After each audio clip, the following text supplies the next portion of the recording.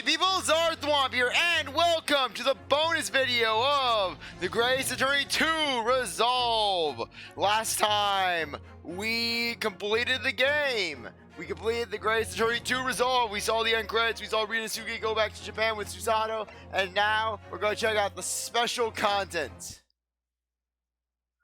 Come on, load. This always takes a long time to load for some odd reason. Anyways, accolades. As you can see, I am not a magical man when it comes to accolades. Basically, I have not gotten all the other accolades for some odd reason. I think it's because I use story mode for some of them. Though, I should have the other ones for Iris's Blackboard, since I did see, I checked the Blackboard whenever I could. I don't know if it changes. I do not know. Anyway, let's check out the gallery. Portraits. We have, okay, we basically have... Okay, here we have some art direction. We have some concept art and the like. Okay, checking out the art direction. Okay. The main concern with Rinnosuke was to strike a good balance between a period look of someone out of the Meiji Japan and a believable ancestor for Phoenix Wright. So basically, yes, Rinnosuke was made to be Phoenix. Rinnosuke 2. The stoic university student. I'm not going to read these off too much. I'm just looking at the pictures. I'm going to give you some time to look at it. I'll look at it myself, but I'm just not going to read it all out loud. Okay. Accentuate the jacket to create small, smart lines. Okay. The camera angle. Yeah, kind of funny considering that Rinnosuke doesn't really draw Kuruma in the game. Yeah, anyways, Rinnosuke with basically an actual outfit, basically, just like how Susato was wearing her battle subway outfit in basically the beginning of this game when she was doing her Ryutaru disguise. Concept art for Rinnosuke, essentially his evolution from Phoenix. Yeah, from the look of it, basically, Rinnosuke was originally gonna have some sort of Phoenix Edgeworth hair blend. The ultimate fusion between Phoenix and Edgeworth. Okay, it was more based on his descendants than something faithful to the time period. Basically, Phoenix's genes are so powerful that they go backwards. They don't go forward. Anyways, coloring for Rinnosuke. Okay. Diverse as they were today, they were either cropped, short, side parted, or swept back. Didn't know that. Well, that would explain why in a lot of olden photographs you see a lot of people with the exact same hairstyle. Okay. To the time period while basically still having Phoenix's hair sort of thing.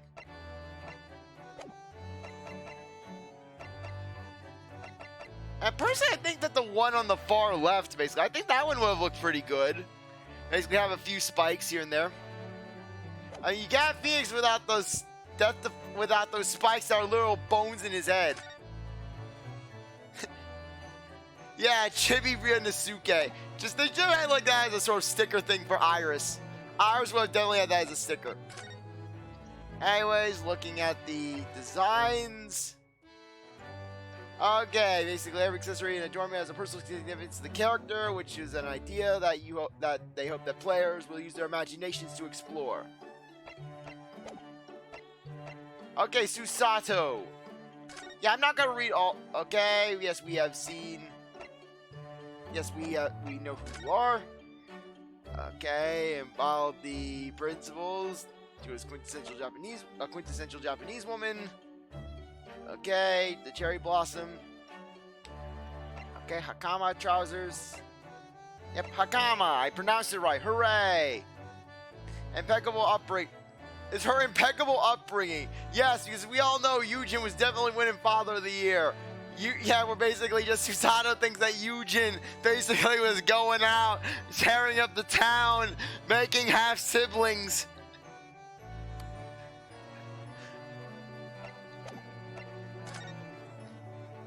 Okay, design the wrap to complement Rinnosuke's traveling clothes, knowing it would only appear in an anime cutscene.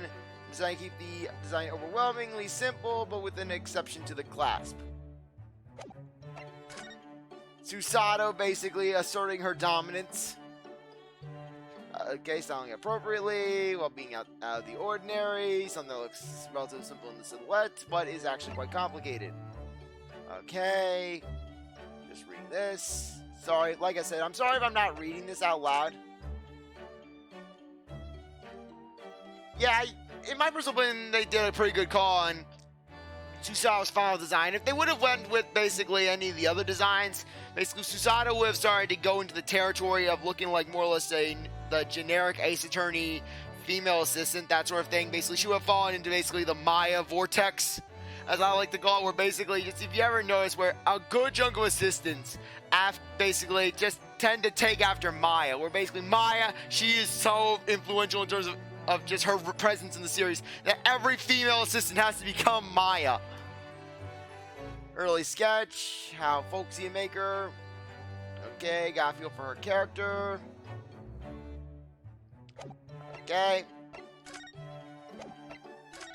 Basically, Ryunosuke and Susato right next to each other. Okay. Yeah, we can hide the text window. Okay, shock Susato. Okay. Anime. Okay, not to interfere with the anime artists in the work. Okay. And then Susato is getting very, very into things. Okay.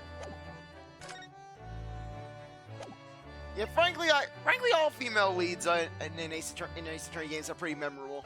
They all have that drive. Okay, now this is one I'm going to be pretty interested in with Sherlock. Yeah, this one's going to be probably arguably one of the more interesting ones. Yeah, steampunk Sherlock Holmes. Okay, wait, that's a cogwheel? I always thought that was a flower.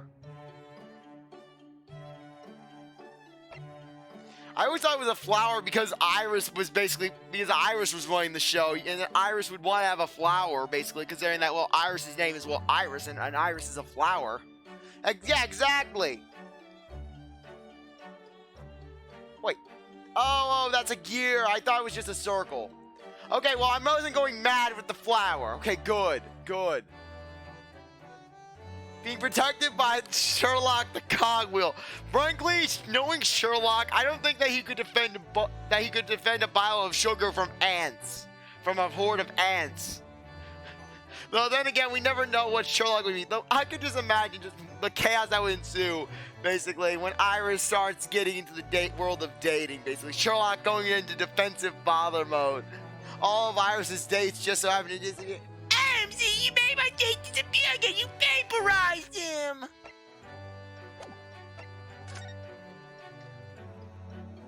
Okay. Such as the deer stalking the pipe. That would be instantly recognizable. Yes, Sherlock is very recognizable. Sherlock and his mighty gun.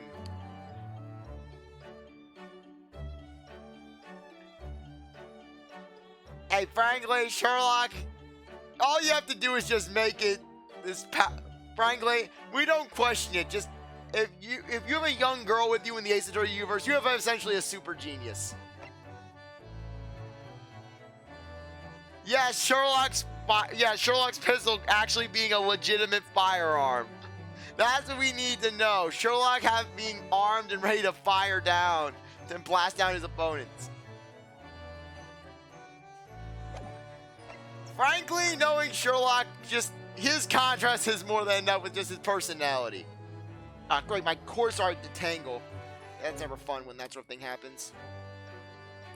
Okay, the goggles are turned on. The shape of these ICs lights up and rotates, so it's kind of the idea of a lens attachment on a camera to complement the detective's investigations. Frankly, when I saw that happening in the cutscene, basically, or whenever just Sherlock's goggles would be used, I always thought it was basically like supposed to represent the gears in his head moving about.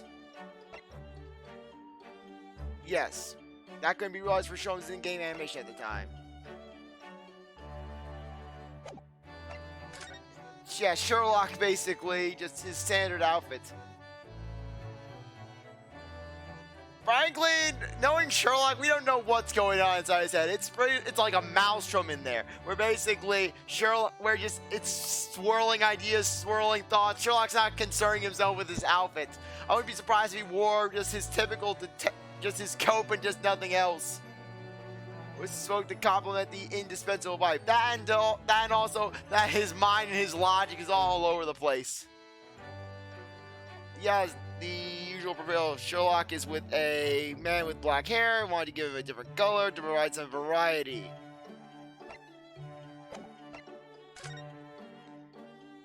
Yeah, Sherlock analyzing something.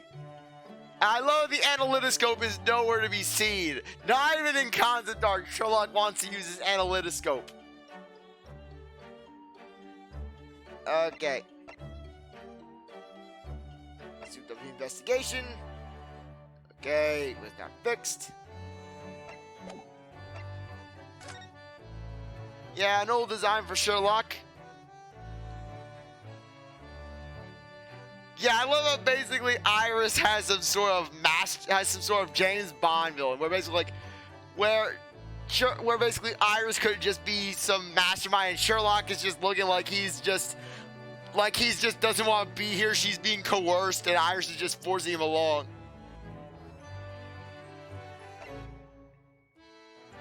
The Sholmes' nest was too diluted. It's not Sholmes. It's not Sherlock. It's not Sholmes unless basically. Unless everything is cranked up to 11.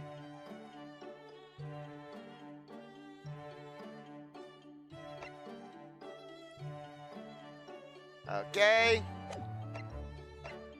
Okay, now we get Iris. Okay, eccentric elements. Okay, her fringe follows a golden spiral, a logarithmic curve based on the golden ratio. Okay, that's interesting to know. Tied to a bow, and the fire revealed from behind to be Mobius straps, a type of surface with interesting topological properties, identifying Iris's infinite possibilities. And Iris's penchant for unleashing infinite chaos upon the world.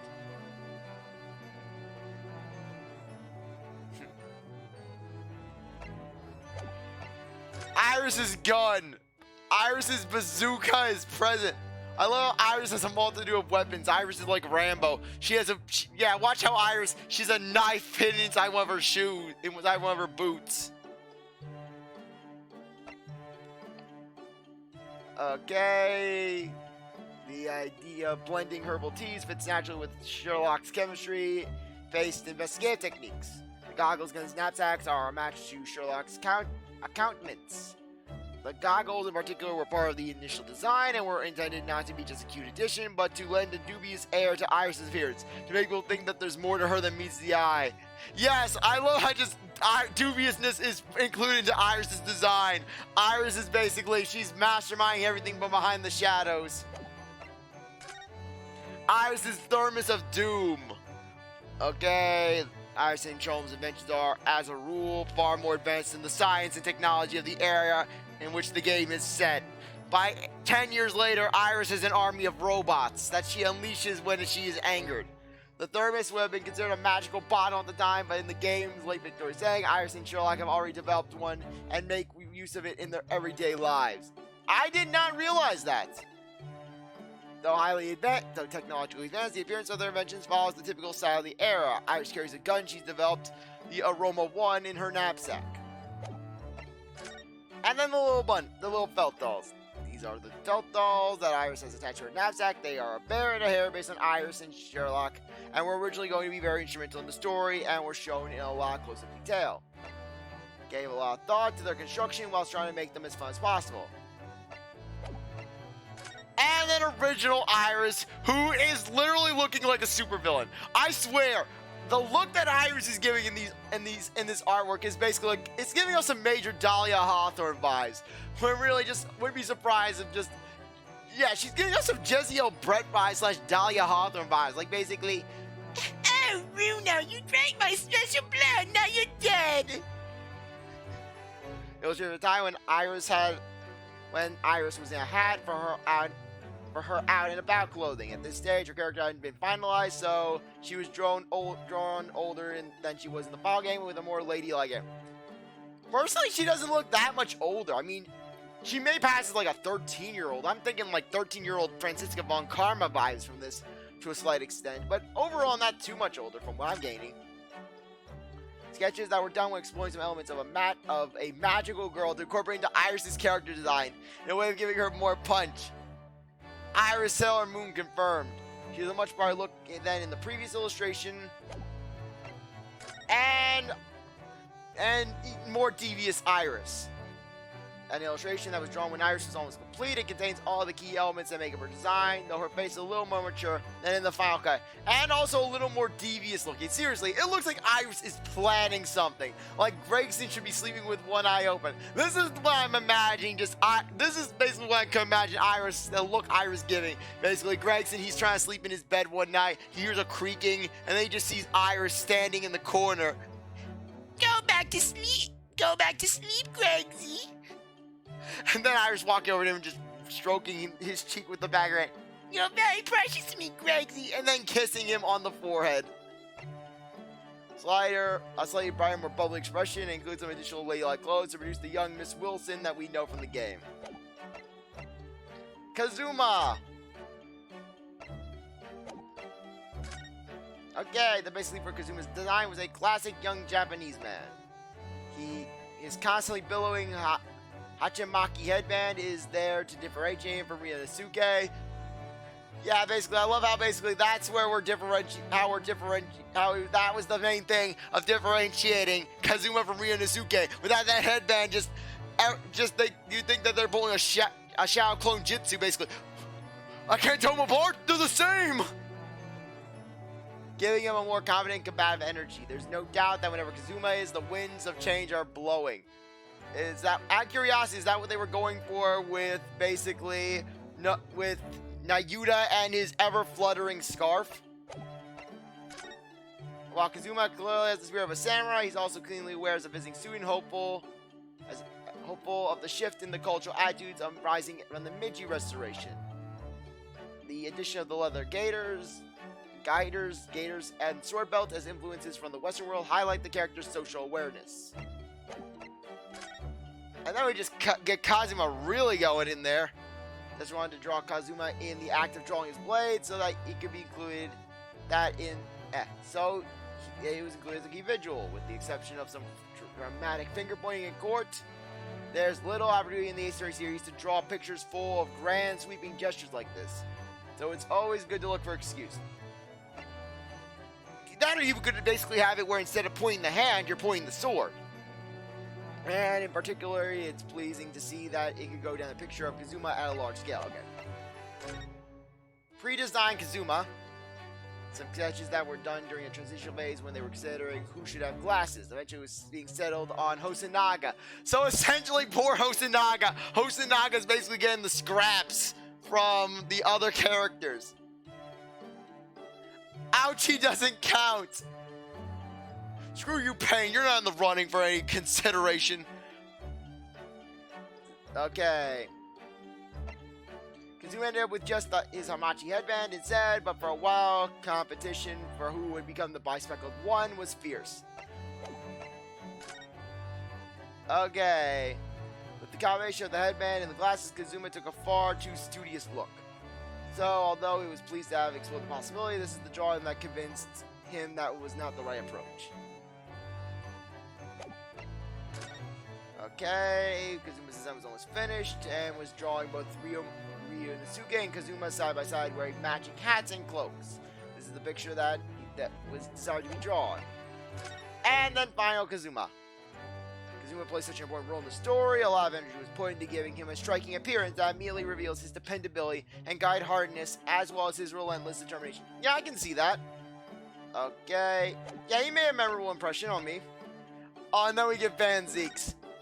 Van Zeeks, watch how basically just they mention one thing of Dracula. If they mention just Castlevania Symphony of the Night Dracula, I'm just gonna lose it. Because especially with how many wine glasses he breaks.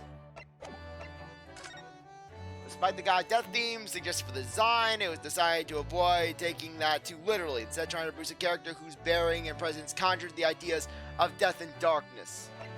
To that end, inspiration was taken from vampires, werewolves, fallen angels, and the like, incorporating lots of dark elements into the man's design and bringing them all together by portraying him as a member of the aristocracy, essentially turning Van Zieks into Dracula. His clothing was extremely ostentatious, drawing on elements from a variety of traditional British ceremonial and military attire, and also added in some ribcage-like details around the midriff. Yeah, I can see that now. His sabers was a contrast directly with Rinosuke's Japanese katana, bringing out a difference between East and West, the samurai versus the knights. More Van Zieks, as with Kazuma's headband, realizing Van Zieks' cloak and gang would be technically complex, but also knew that it lent a lot of credence to his dark persona, so he was quite insistent about it. The end result was that the aristocratic prosecutor's flamboyance and Dracula-esque darkness are both instantly appreciable. Yes, Dracula is drawing up. Van Zieks did really draw up one Dracula. Okay. Van Zieks 5. Frankly, from the look of it, the mullet was the best choice in this regard. That's on the idea. Okay, sad and tortured soul as well.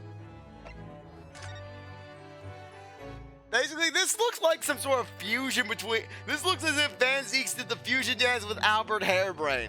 Very early illustration, came up with and rejected a lot of different ideas over a long period of time. Submitted one that resonated well. Okay, underway a unique development process. Okay. That was oh my gosh. The one on the left looks like Yield Nayuda. Yes, Nayuda would be multiplying. Yes, because that's what we need. We need to associate Van Zieks with Nayuda. Okay. More paint expression. No, basically, though, I would have to say that with Van Zieks, I would say that they captured the right amount of stoicness and paint expression, as well as the hair color having a pretty good one. Miscellaneous. Okay. All of the main characters. Okay, present some changes. Yujin Mikotoba. Okay, Yujin Mikotoba. He is Suzawa's father. Okay. So, like I said, I'm sorry if I'm not talking too much. It's just really, I want to just look at I'm more or less focusing on the art. I love how basically Aochi was very consistent from the look of it. Just, they knew what they were going with making him ye old Winston Payne.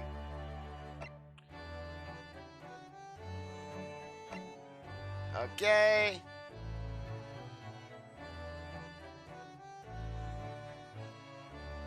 Okay, the normal shape of the glass. Frankly, I think that round glasses would have also worked pretty well. I mean, the key with Winston Payne, with the key of the Payne design, you have more or less just the glasses in general, and then just the overall whiny, unassuming nature of Payne. That's also a big thing. Just make it where you can't recognize the man in a crowd. Okay, the judge of the Supreme Court of the Judiciary of Japan decided to take a different direction with the judges compared to the previous judges to accentuate the military atmosphere of the Japanese courtroom at the time, since he passes judgment on wrongdoers, taking inspiration from the Buddhist god Enma, and then basically add some beard flames. Made his gavel golden, pimped out that gavel. Okay. Yeah, not to mention he's more badass than any other judge in the series. Okay, bases design on Ibisu, 7 gods of fortune, and traditional Japanese god of prosperity and business. Okay, for some reason the idea of being long and thin came up, so switch to another god, Fukuroguju. I cannot really pronounce that name. Wanted to give him consistently eating sticky mochi rice cakes, which would get caught in his throat, but it seemed a little too dangerous to portray. So, with great self-restraint, he stopped himself. I could see that being sort of a thing like Victor Crudo and his seeds. And then Nosa. Freaking Ido the true villain. Ido basically controlling things like Weekend at Bernie's. Ido was controlling the entire thing. Okay. Yes, Ido, the great secret. Having Issa full in cranes and secret as a sideline business, hiding his paper creations behind his back. But after finishing out the details with Takumi, the idea of Ido came kicking and screaming into the world. Ido came in, guns ablaze. The constantly running nose is an expression of the poor nutrition children of the time had to suffer, and EA says mustache was deliberately designed so it would be easy for young Ido to tug. And of course, the similarity of the father-son hairstyles and another detail not to be missed. Okay, yeah, we already read that one over. And Hosonaga! From the role he plays in the scenarios, this character had potential for further involvement, so he was given a more believable appearance than other witnesses in the game. His design is built on the idea of a young man with fragile good looks who wouldn't be out of place in even the most delicate of situations. The reason for the chick motif on the napkin he carries as a waiter of Le Carnival was a kind of covert foreshadowing of Jezziel's involvement. Oh, cool! And because the restaurant was originally going to specialize in serving game. Jezziel, being the first Western character you encounter as the story starts to unfold in Japan, it was decided to make her a somewhat bizarre fantasy-style gentlewoman who would leave a strong visual impression. It was a deliberate attempt to heighten expectations or trepidation about the overseas voyage to the Val. Yeah, I can see that. The hat she wears was styled to pair with the eyes of the swan on her hat. Didn't notice that, really. Yes, the chicks were almost eliminated from design on numerous occasions, but they made it through in the end. Yes, we needed the chicks. The chicks were pivotal to the breakdown. Okay, Nikolina Pavlova designed Nikolina to have an immediately obvious Russian appearance. Her image was based on the idea of a Russian fairy, and implemented her as a beautiful, reticent young woman of fair complexion. The nature of the story, it was constrained in terms of her clothing, but since there aren't many orthodox female forms in this game, try to bring out telltale lines of a young lady even through the layers of her disguise. Her feline friend is obviously a Russian blue. Wait, that cow is... I swear, I can never really tell... Okay, I was not trying to do that. I was trying to basically select that one. Yeah. Okay, let's select. Yeah, select. Yeah, personally, I can never tell dark blues from blacks, to be honest. That's just my vision. Has led me to some things in regards to my attire, because basically, wear navy pants. I wear black pants. I wear navy pants. The judge basically made the Japanese judge quite severe in keeping with the feel of the Japanese courtroom, so he decided to make his English counterpart follow the more kindly appearance of the series' regular judge. For example, in contrast to the jagged beard of the Japanese judge, this judge beard is more fluffy in nature. The wig, by the way, isn't just a visual gag, that's actually what judges of the day wore. Also researched the clothing British judge would have worn in that period and used that to create the design that's unique to this game.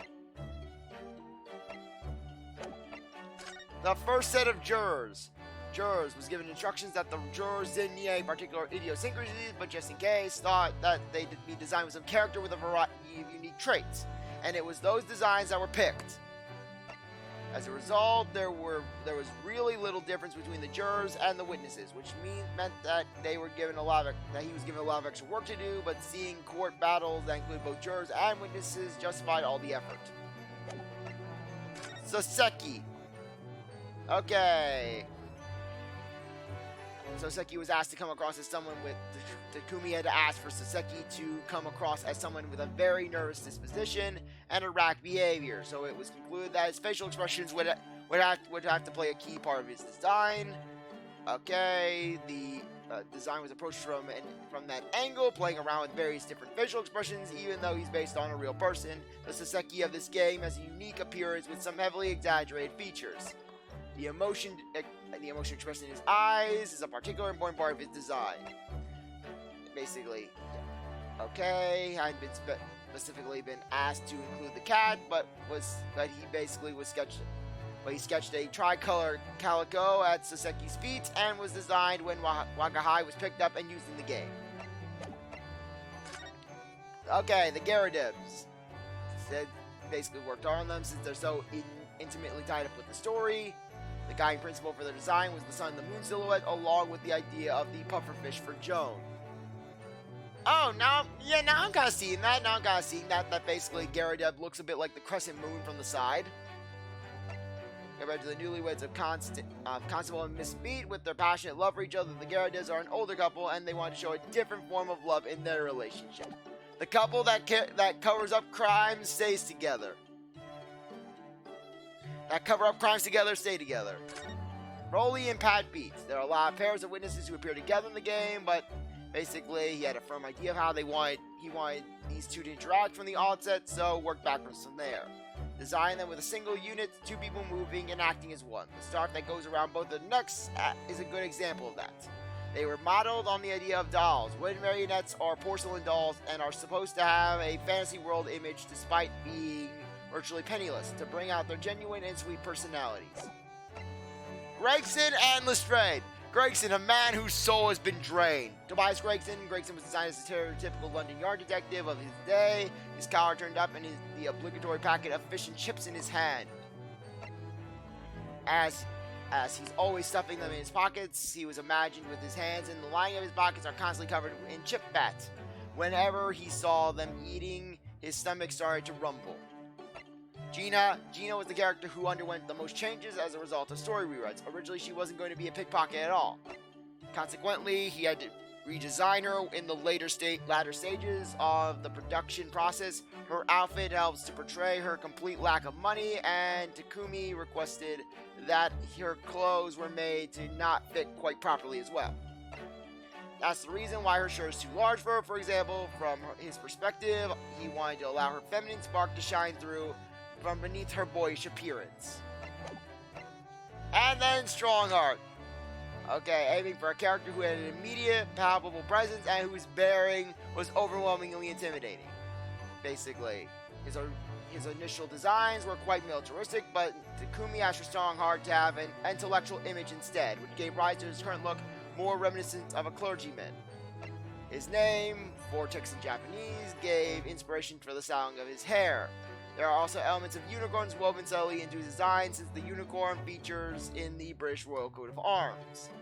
For example, in his profile, the front strand of Strongheart's hair looks like a unicorn's horn, as does the side of his cane. And now I can't unsee it! Also drew from elements of other creatures like the Black Panther. They portray not only his intellectual prowess, but also his ferocity. For his clothing, he tried to bring in features found in the prosecutor's outfits. Okay, Egbert Benedict. The character was designed to have the appearance of a quintessential English gentleman. He had a strong sense that he wanted to go in this direction with the character, so he put a lot of effort into this design and was very relieved when it was approved. His clothing is detailed with elements related to bricks and brick buildings.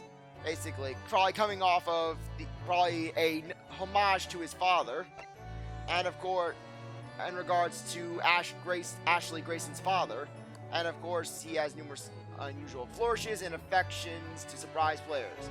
So if any of us haven't seen them yet, do look out for them in the game. I also give more detail about other characters as well, but it's okay, we're calling it a day. Well, yeah, that was very nice. Okay, commemorative Brothers of His Dreams, since there were already commemorative groups pictured at the end of the game. He sought to avoid the same themes and motifs in these pictures. Also didn't want to take away from the good vibes of finishing each title, so it gave a lot of work. So he gave it a lot of thought. In the end, he settled on just using Ryunosuke and Kazuma, as the two of them are the embodiment of the Great Ace Attorney. They are two halves of the same coin. They have to do the fusion dance, and then boom, they become the true Great Ace Attorney. This illustration tells the hope of the ambitions of their hearts just before they set sail for Great Britain, and before everything went downhill from there. Standing shoulder to shoulder, they are naturally turned towards the same future at the start of their journey. And that was before Kazuma shoved Ryunosuke in a wardrobe. Looking at this after the expressions of the events of the adventures, it's like going back in time, and sure enough, it's going to stir up all sorts of emotions. He drew a similar picture of one of the Adventures art books, but as soon as this piece was going to be used in the game, he made it look more like a snapshot of something that might have happened in the story itself. Yeah, story basically okay. Kazuya. Okay, Kazuya and Yuri. Okay. I'm sorry, I am bad with memorizing names. That's why I was doing the he bit, because basically I couldn't remember the name, no matter how many times I saw it. Okay, I'm very sorry. Moving pictures. Special trial. Let's see what this is. Okay, this is from the look of it a game trailer. I'm not gonna view them all probably. Probably ones that are basically just fascinating to me. Okay, let's see this first one, and then basically and then I'll probably not do other ones. 証言は決定的に矛盾している。そしてそう、むしろ致命的に矛盾しているのです。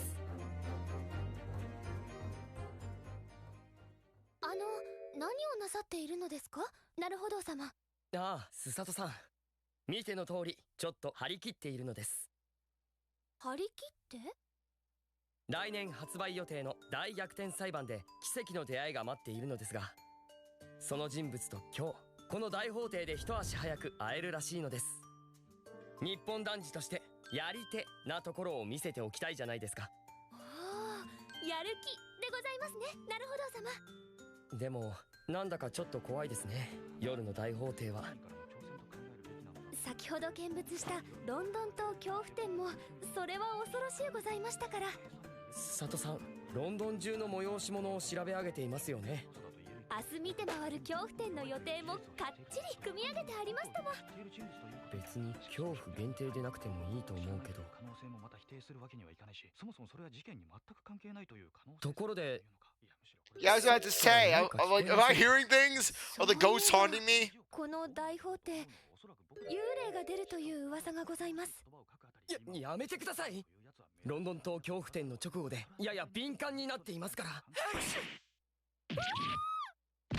何者だ。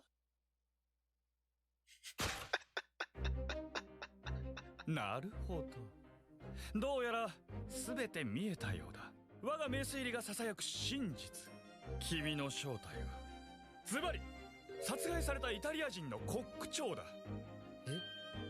自分が死んだことにも気がつかず大法廷をさまよっているとはね。え？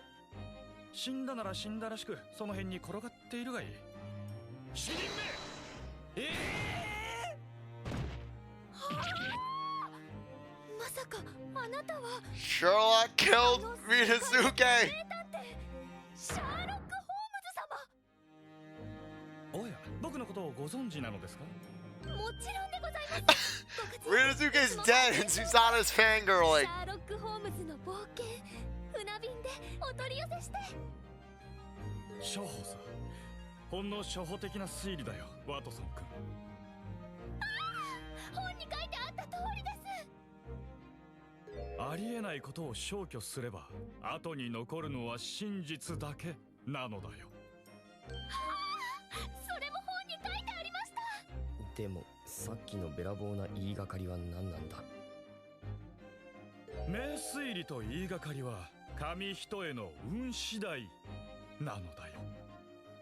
それは本に書いてありませんでした。どういうことですか？殺されたイタリア人のコック長って。実にいい質問だ、コック長君。では始めるとしよう。シャーロック・ホームズの推理を。僕はね、つい先ほど電報で事件の通報を受けてここへ来たのだ。大法廷にてイタリア人コック殺害さる。大法廷、イタリア人。そう、僕の完璧な読みに間違いなどありえないのさ。異国の技物、刃物といえばもうコック長に間違いない。Yeah, the big knife. 五つ星は生前の腕前を物語っている。一見かなり東洋人っぽいが地球規模で見れば気にはならない。そして背中に突き刺さったナイフ、とっくに死んでいる証拠だ。故に君はどこから見てもイタリア人で死んでいて極長だ。なんでもこの大法廷には幽霊が出るという噂らしいよ。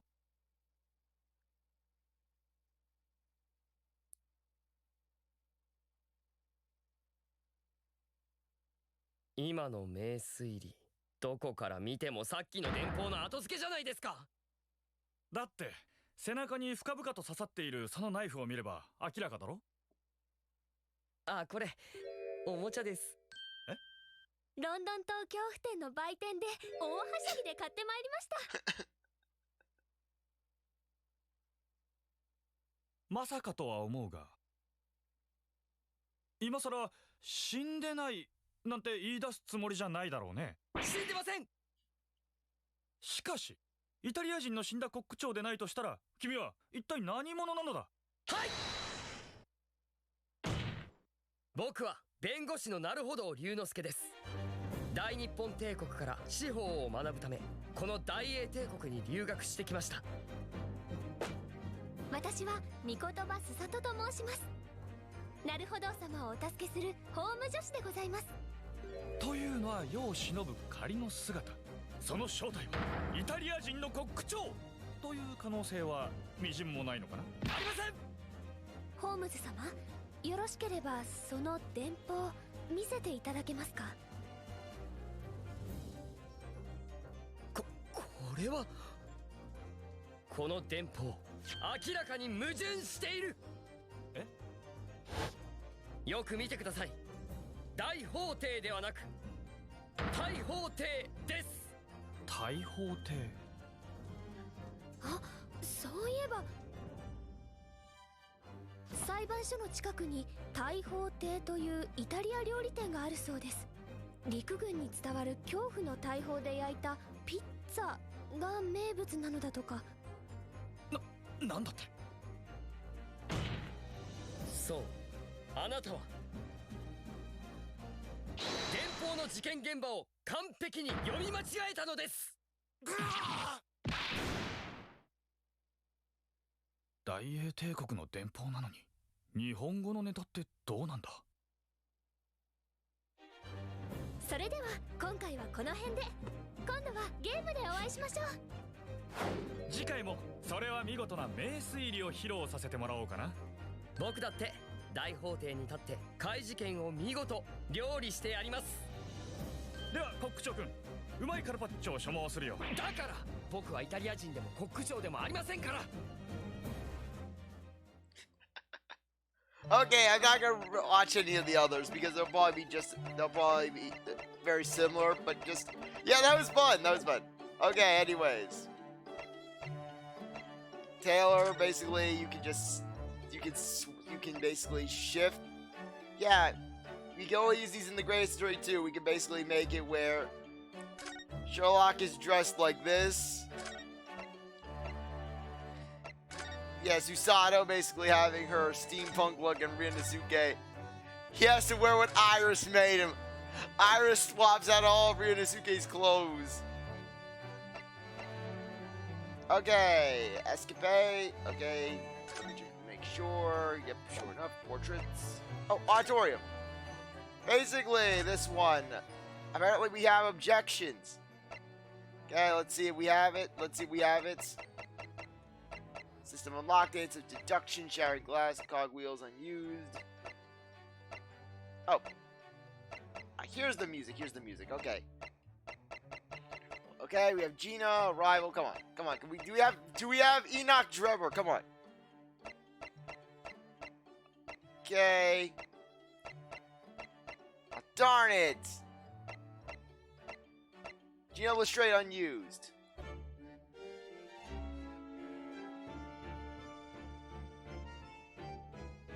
Yeah, personally I think that Gina's final theme was the best one. In regards to basically a Gina theme. Sorry I'm a bit out of it. It's just late at night.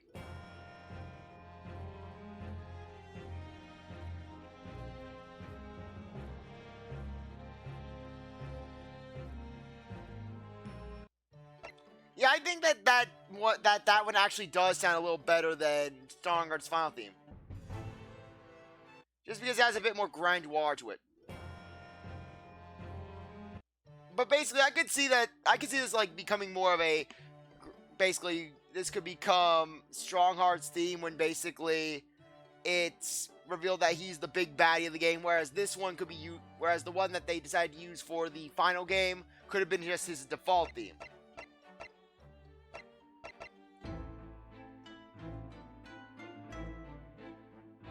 Yeah, I could see this being like a gloomy reminiscence theme. Okay, Iris is on use theme.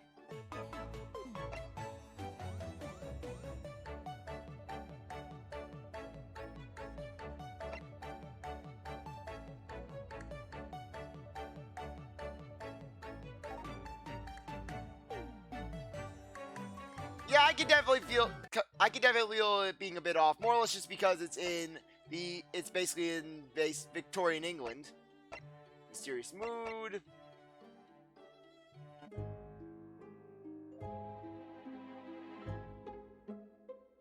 Yeah, this definitely has some creeping in the hood vibes. I can imagine this playing for Christoph Gavin. Reminiscences. Okay, Susato. Now I'm a little sad that they don't have Enoch Trevor's theme in here. Okay, voice recitals.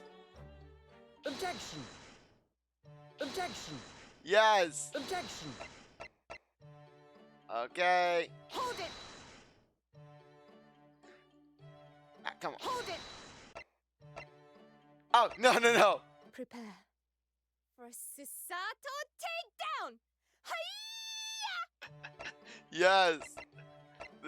Yeah, basically, Susato takedown. Objection. Yeah, the Sherlock going to court. Objection. Sherlock takes them all down in court by basically just yelling about how he ate soap. Your objection is invalid. Your argument is invalid, sir prosecutor, because I eat soap. What does that have to do with anything? I don't know. Objection! Objection! Objection! The tea's brewed, and I have some freshly baked biscuits as well. Basically, the tea's brewed sounds like the Victoria version of the tea has been spilt. A Japanese man's katana is his soul. This blade shows me where I need to go and cuts down anything that's in my way. Oh, this one. The Nipponese are a truly fascinating breed. Yes, I've heard this line before, and I just love it. The Nipponese are a truly fascinating breed. Okay. Good thing I did not skip that, and now doing some short little escapades. This is one reason why I'm trying to move a little through. I don't even know how long this episode's been. I'm curious how long has it probably been going on. 48 minutes, okay. Let's do this. Episode 1. We're about to play an entire episode. This game includes spoilers about the first game's story. Oh yes, I am so scared about the spoilers. 2nd of November. Let's look at my precious treasure now! I am scrubbed and scrubbed! But the repellent odor of meat will never be repelled from its resplendent surface again! But you have it back in your possession! At least you should be grateful, old man! At least you don't have baby! You have Ido! Ido will kill us all! Father, he is not appreciative of my mercy. Kill him, father! No witnesses! Yes, Ido! What are you doing? No! How dare you! Excuse me, but I'd just like to get that Zabuton cushion there if I could. Just adjourned! You miserable military malefactor, this is not over! I will smother you with this cushion! Not if Ido kills you first! Not if Ido kills you first! Incarceration awaits those who would defraud a senior citizen for his precious treasures! Watch your tongue, old man! Mark my words, Ido will slit your throat! I like how Ido is literally weakened at birdieing Nosa. Nosa is doomed. Father, kill him now! Sorry, Sergeant, but Could I just get that Zabuton cushion there as well? Oh! I won't go to jail! Never! Imagine if I did! I would break out like Rambo! I would take everyone down, and Ida would destroy you! Goo, I will destroy you. The very next day, my boy would starve without the chain of command in place to provide for him. Using the child to protect yourself. Myself, I call that abstinence cowardice. Oh, really? And just who employed that poor old defenseless senior citizen tactic? The only way to fight an enemy who's using underhand tactics is with a tit-for-tat strategy.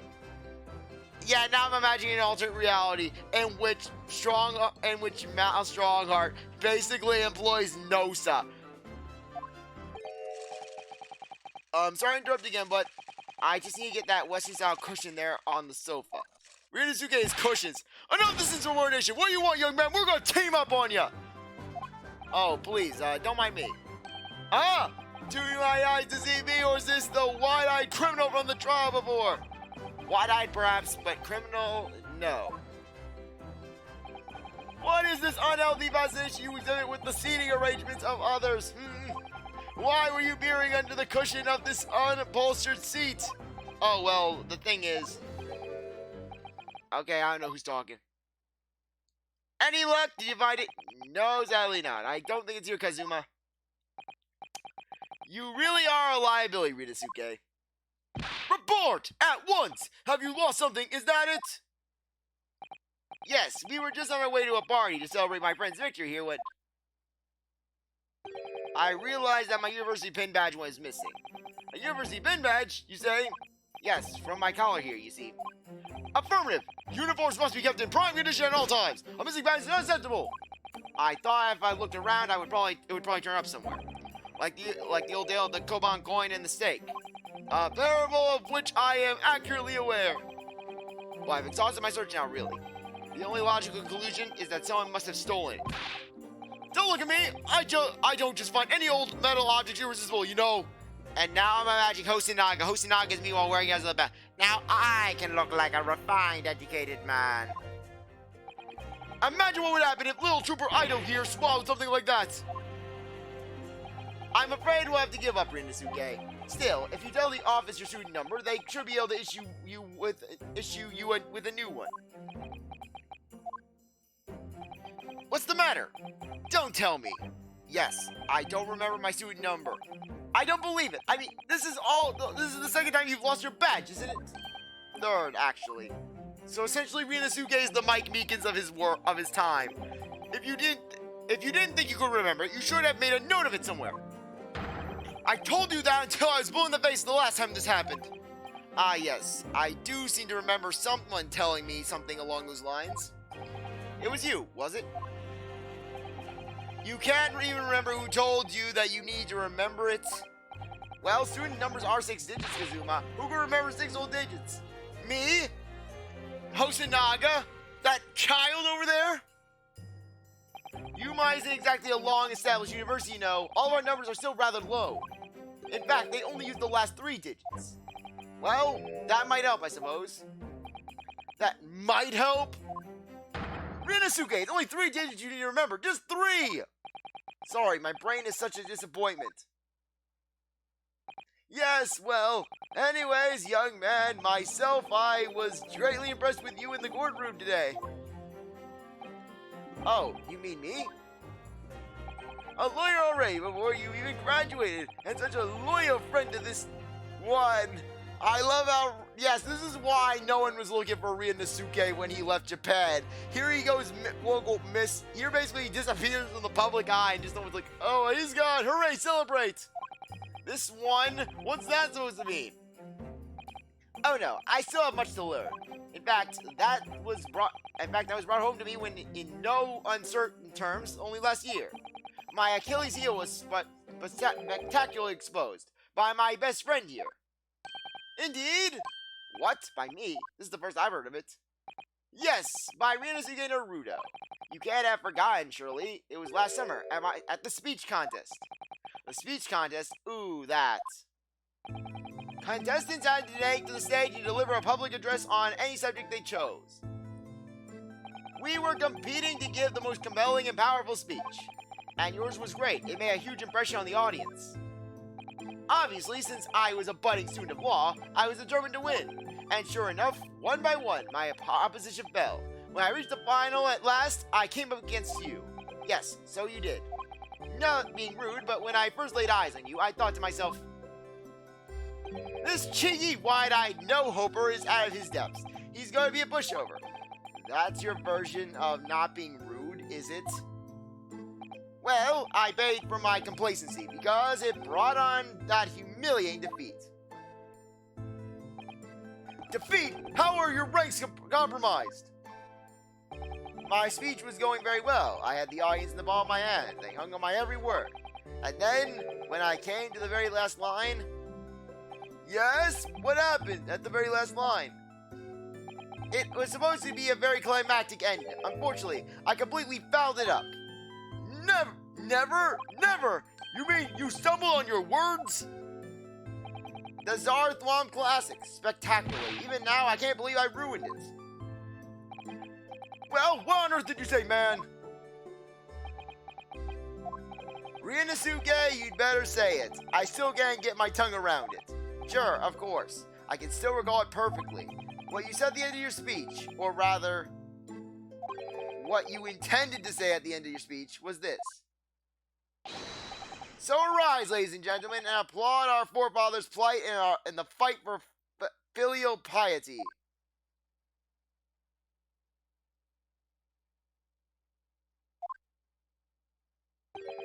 And what went wrong? Well, indeed, myself, I see no problem with the pronunciation of these paltry words. In that case, old man, I invite you to say it yourself. Very well then, I shall. So arise, ladies and gentlemen, and applaud our forefathers' plight and the fight for filial bile. It's impossible! The arise, ladies and gentlemen part, I delivered perfectly. But the next part had me floundering for a whole 5 minutes. By the end of it, I was on my knees in front of the podium, a blabbering mess. I.e. a typical recording session for me. And that's when the audience started to heckle you. Arise, arise, they were shouting. Hell on earth! But then, of course, this man went and delivered his word-perfect speech. And a perfect ending. With a perfect ending. How did it go again? Let me see. So, my dear fellows, the message is simple. Treat your father and mother with respect. Something like that. I mean, talk about stating the obvious, but the fact is, I lost that speech. Then tongue-tied is the only way to describe it. Well, it is quite tricky to say, I agree. That final fight for filial piety, especially. And ever since that day, I've had this question whirling around my head. Why did our forefathers choose such an awkward phrase? Was it to mock their children? I mean, it should never have been called filial piety in the first place. Ah! At least you're going to Great Britain soon. It might not come up there. So is this one of the reasons why Kazuma was so determined to go to England? Well, anyways, having lost that cursed contest, I came after you to ask you a question. How is it that you never trip up on your words? I inquired. And you just gave me a broad smile and said, speaking fast is my hobby. I mean, really? What kind of hobby is that? Do you think you could take your hand off your sword? Besides, it's just a way to pass the time. After that, you start talking at me 10 to the dozen, like you were possessed, almost. Honestly, you can't imagine the shock I suffered that day. You really can't. You're right, I really can't. Speaking fast is just the sort of hobby I'd expect a civilian like you to waste time on. Well, you have to practice, of course.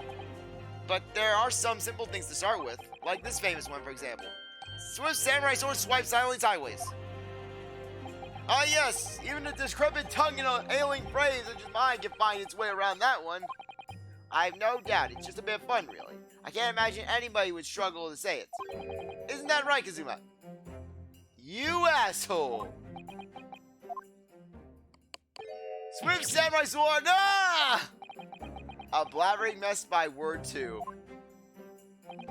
It's not just the samurai. Every good soldier needs to be able to handle a sword. That's why I've been busy teaching I know the fire voice of swordplay. None of this wordplay nonsense private. Yes, Father, I appreciate it greatly. It aided me when I destroyed that block of children. Come to think of it, not long after that, we started to attend lectures together, didn't we? And we got into that debate about family values at Sukiyaki place, at the Sukiyaki place on campus. Do you remember? Yeah, it was the Sukiyaki Palace on campus. Yes, your argument was full of jokes and puns and wordplay, as usual. I remember it well. Oh, was it? In any case, I swore that I would never let myself forget the shock you gave me back then. And as a symbol of how seriously I took that oath, I decided to wear this. My red Hamachi headband. Wait. So basically, Kazuma's headband, one of the main things of his attire is because he lost a speech contest. Yeah, I wonder how Van Zeeks took that story.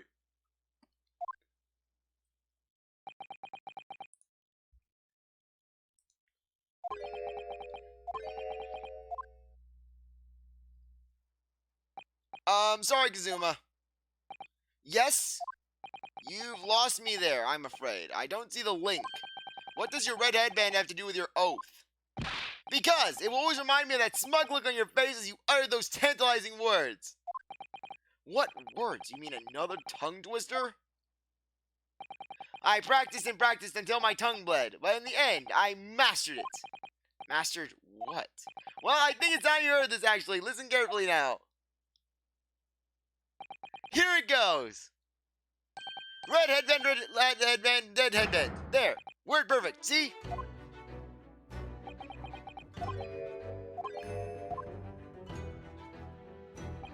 I'd actually been meaning to ask you about that. About the story behind your headband, I mean. Well, now you know, so that I'll never forget the shocking humiliation of that day. That's why I wear this red headband every single day without fail. Well, I don't know exactly how much of a shock you think you had back then, but it can't be more than the shock you've already given me now. What do you mean? Well, I'm sorry to have to tell you, but the tongue twister I said didn't go the way you seem to have remembered it. Huh? It's just as famous as Swift Samurai Sword, so I can't believe you don't know it already. It goes, red pan, lead bread pan, dead bread man. Wait, what? Bread, no! It seems I've knocked some wind out of that headband of yours. It's not too late, Private. You could always start wearing a red bread pan on your head instead. Your youthful vigor is madness, young man. Your cheeks are glowing redder than your Hachimaki. Ah! I understand the pain, your pain all too well, Kazuma. I'm flipping up all these lines. Why do so many words have to be so similar? I always said you. Okay, let me find where it is.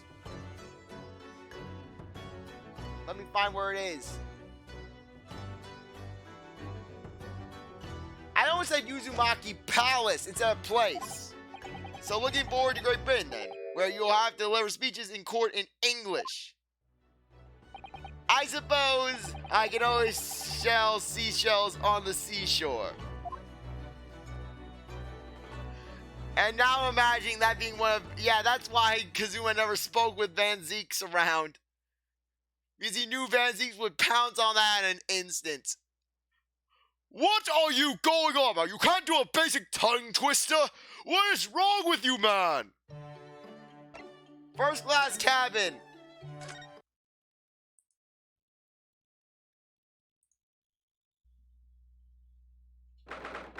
January, 6:23 p.m.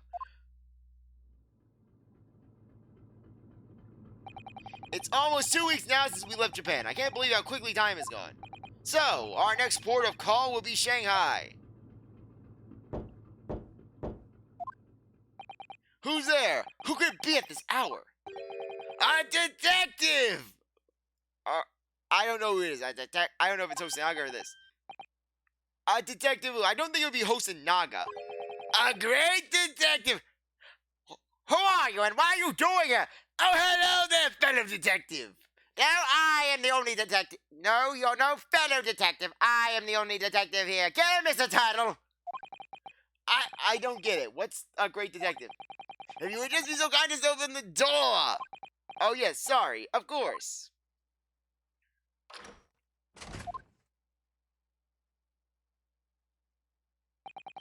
Is something wrong, detective? Are you investigating a case?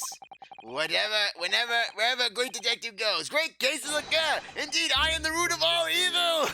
Actually, that's Iris, but that's a different subject. So, sorry, then I don't think I want to be you in my cabin. Too late, you invited me. I'm like a vampire. You can't get rid of me. Under our very noses on the steamship, a terrible theft has just occurred. What? You noticed, I presume, the brief power failure a short while ago? Oh yes, the power couldn't have been out for more than 10 minutes, though. Indeed, yes, that was ample time for this wicked crime to be perpetrated. I see. Well, clearly it's a case that needs investigating. Watch out, Sherlock. I can't find my goggles. Precisely. The culprit ran away in this direction. Down the first-class cabin passageway here. Really? The thief came this way? I'm quite sure of it. It may have escaped the attention of the dim-witted crew, but not that of a great detective. To that end, I would be obliged if you would allow me to investigate here in this cabin and take all of your food. Well... How curious. Is there some reason why it would inconvenience you to have your cabin searched? Inconvenience me? Well, I'd be lying if I said no. Yeah, and then basically, Sherlock opens up the cabinet, opens up the wardrobe. Oh, okay, shirts, shoes, human, college-age student, college-aged man. Okay, nothing unusual here. After all, there's a stowaway in that wardrobe right over there. Kazuma, I need air! It's just me in here, you see, no one else. So you might perhaps want to focus your attention to one of the other first-class cabins. As it happens, you are the only first-class passenger at present. The other cabins are vacant. Oh.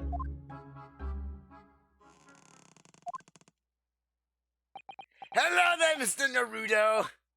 Did that rather tragic rumbling of the stomach arise from within you, my good fellow? Of course. As I said, I'm the only person in here. It's not long until dinner time now, so perhaps we could do this afterwards? I do apologize, sir, but it is of the first importance that the investigation is not delayed. Now, if you'll excuse me. Wait, where'd he go? How did he suddenly move all the way out? How did he suddenly move all the way over there? Yes, without a doubt. If the culprit were to be hiding in this cabin, it would have to be inside this wardrobe. I shall need to examine this wardrobe thoroughly. I presume you have no objection. I'm sorry, but I'm going to have to decline. Really, you won't find any... Achoo! Achoo! That is a sneezing wardrobe. Did those two rather tragic sneezes arise from your good self? Of course they did. As I said, I'm the only person in here. You have a curious knack of talking while sneezing then. Twice, no less. This is going to be a tough one to argue. I was watching you quite intently, sir. And I assure you I saw no signs of a sneeze. Couldn't Ryunosuke have held his nose? As I was saying, I shall need to examine this wardrobe. We have it now. We've had it now then. The game is up.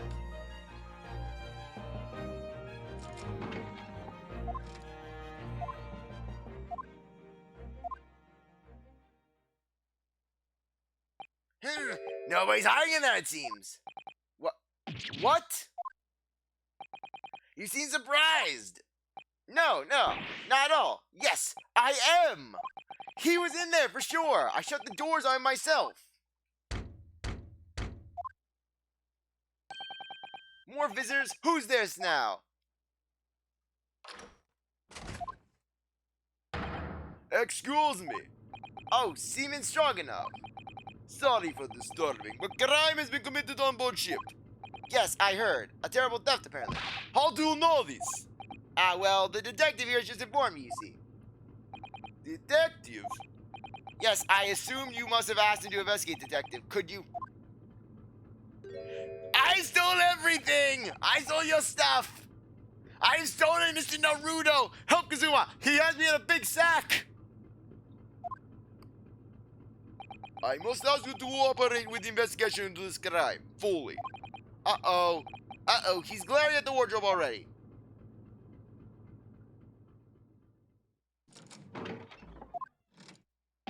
Oh! Well done, you found me! What are you doing eyeing my wardrobe? My good man, I was merely assessing the practicality of concealment in such a place. And I would say that at a push, a human could survive up to 5 minutes in that cramped space. Ryunosuke's been there for a fortnight. Is he not human? Who are you? Shh, this is the moment of truth. This great detective is about to unveil the sordid details of this wretched crime. You mean to say... Yes, there can be no doubt that the culprit of this terrible theft did indeed conceal himself within this wardrobe. What? But that's impossible. He couldn't have done... Because my best friend was in there the entire time. Or at least, I thought he was. How can you be sure of this? Elementary, my dear fellow. The criminal left behind the most revealing evidence. How else could you explain these 3 bones? Ah! What the? He's right. Look at those gnawed bones in there. And 3 of them. Ah! The criminal has escaped this time, but I will find him and crush him. Can I ask you something, Detective? Why, yes, of course. I'm always delighted to answer an inquiring mind. In this terrible theft, what exactly was stolen? Ah, what else? But some steaks on the rib bone. Meat on the bone. Oh, of course. Did he say steaks on the rib bone? For this evening's dinner, 3 rib steaks were stolen from ship's kitchen only a short time ago. There was malfunction with generator and ship was without lights for 10 minutes. Chef also criminal said he ran away down first class passageway. And now I am on his tail. I'm afraid to say, dear fellow, that your man is no longer in this cabin. But how? Through the cabin door, no less. Having devoured his hole in the wardrobe, the culprit discarded the bones and concealed himself behind the cabin door as you came inside. Then, when attention was drawn to the wardrobe, he seized his chance to escape through the open door. What? Make haste, my good man, after the culprit. I shall follow presently. Hold it! Something troubles you. Something troubles you, sir? I think maybe criminal is not running away at all. What are you suggesting? Now I know where the dog is buried. Mr. Soseki. Me? When I think that you are the culprit, everything is falling into place. The criminal that disappeared in first class passageway, the bones in the wardrobe. All clues are pointing their fingers at you. Don't be ridiculous. I would never. Yes, of course. I established at once that you couldn't be the perpetrator of this crime. You did? Why? How are you so sure? My dear fellow, there are but 2 things in this world on which one can rely with total certainty. What 2 things? The first is the word of a great detective, and the second... The second is the tragic rumbling of an empty belly. Not again. When I first entered this cabin, there did arise from this gentleman a belly rumbling so obviously tragic that it confirmed beyond all doubt that the man had not eaten a single rib steak in some time, let alone 3. Why do I have to suffer this humiliation when I've done nothing wrong? Curses! I will catch this thief. You could not have gone far. Indeed, assuming that he decided against the post-meal constitutional swim. Well, if you will excuse me now, my apologies for upsetting your evening. Detective, one moment, please. Yes? That was the most remarkable deduction. Perhaps you'd be so kind as to tell me your name. Ah, it's quite slipped my mind. You have been talking with the one and only Sherlock Holmes. I see. Well, I'm Kazuma Soki. I'm a student on my way to Great Britain. Pleased to make your acquaintance, Mr. Soki. Oh, and before I forget, and then Sherlock just tosses a bag of marijuana at Kazuma. This guy is the wacky tobacco! Quickly, we must detain him! Send him back to where he's come from! Yes? I feel as though I should warn you. Live cargo is strictly forbidden on this vessel. So you would do well to conceal the stowaway currently lying low under your bed as carefully as possible. Oh, under the bed.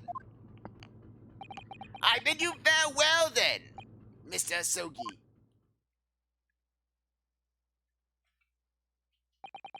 He's uncovered our secrets. I suppose I should have expected nothing less. I'm a great detective.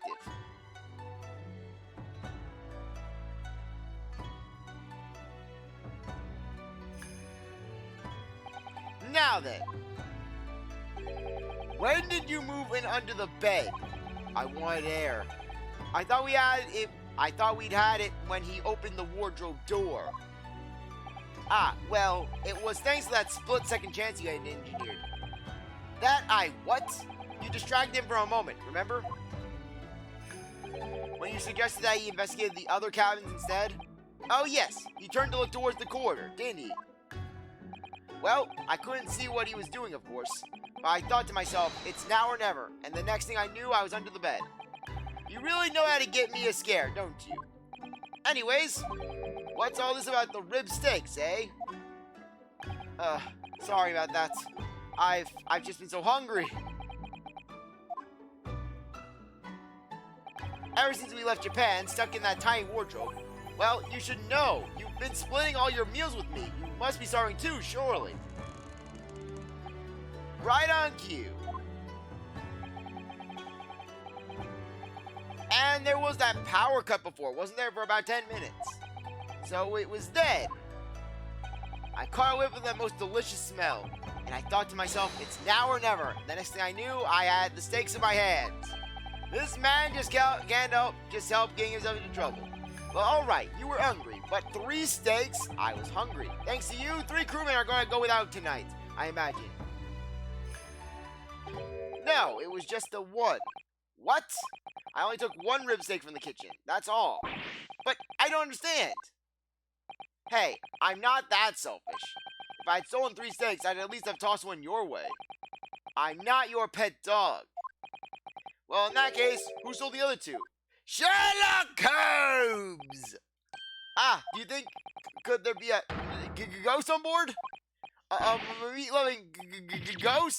Yeah, Maya's transcended time to steal steaks. There can only have been a single bone in the wardrobe when Ryunosuke moved to hide under the bed. Which means that the other 2 bones can only have been put there by one very flesh and blood person.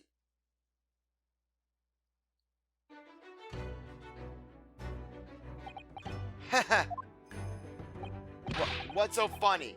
We're here on a haunted ghost ship. A great detective or a great mischief maker. Either way, I think I'd like to spend a little more time getting to know that man. The great Sherlock Holmes.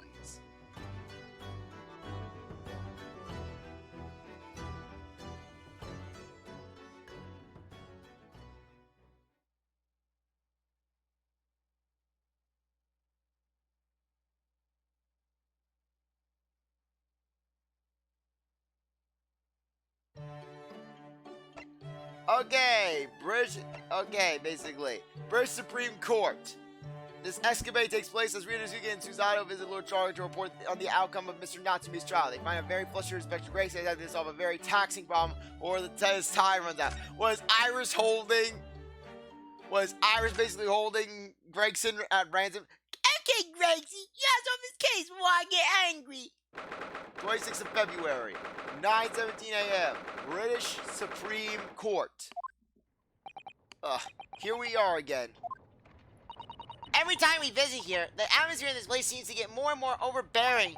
Just think, we could be at home with Mr. Sholmes and Iris having a nice cozy breakfast. But we have a duty to report the outcome of the case, especially since we're guests here in Britain. So I'm afraid this visit couldn't be avoided. I suppose not, but is there ever even anyone here? You could hear a pin drop in this place. It's too solemn for its own good. It's very quiet, isn't it? The only sound is the ticking of the great clock as it keeps perfect time.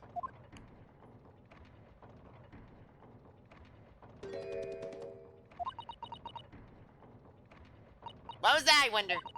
The usual comforting sound of the clock seems to have been jolted by a less comforting shuffling sound today.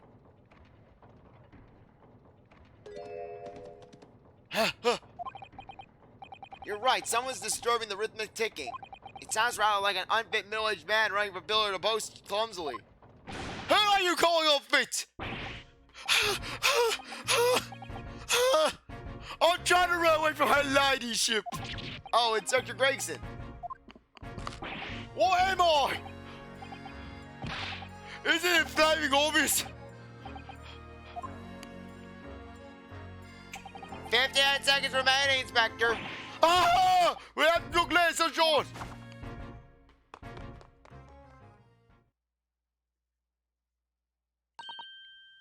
Good morning, Lord Strongheart. Wow, he's really looking fiercely at his pocket watch today. And good morning to you, busy so early in the day. Oh, yes. Well, I mean, it's about the other day, We were to deliver our report, Lord Strongheart, as our dealings with Mr. Natsume are now over. Ah, yes, the little Japanese man. I've already got my eyes over Van Zeke's reports.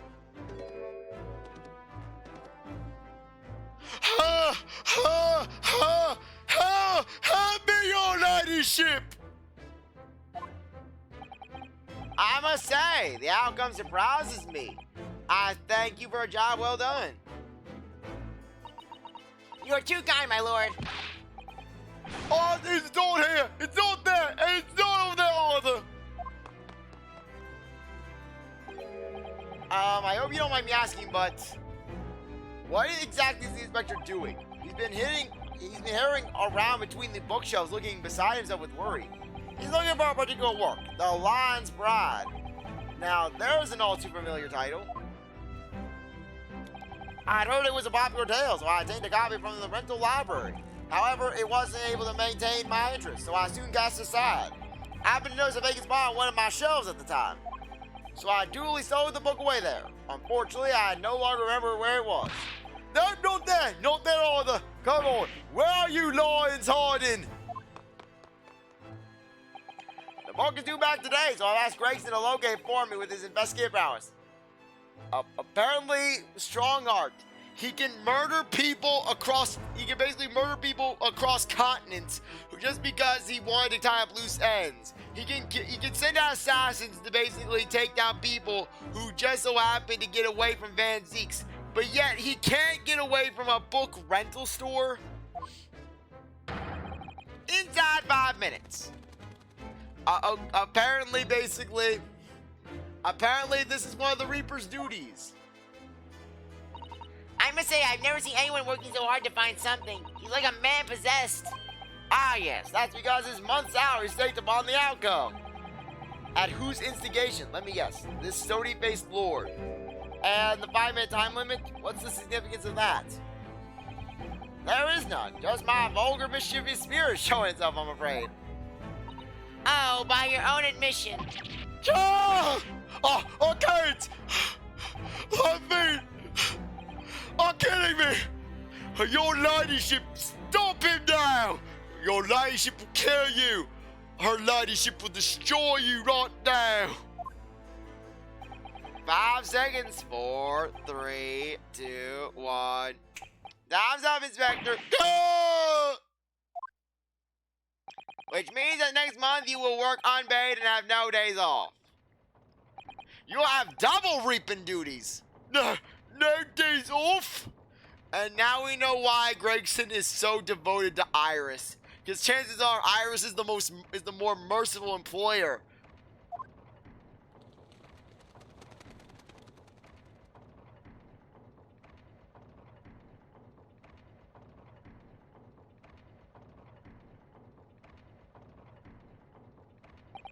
There really are just so many books here. It's overwhelming.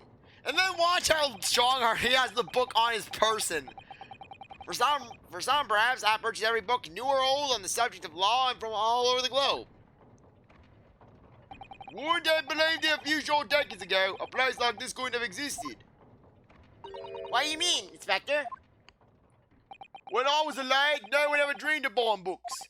Oh, I see. Western books are such luxury items, I suppose, with their leather covers and fancy bindings. No, that's not it. Oh?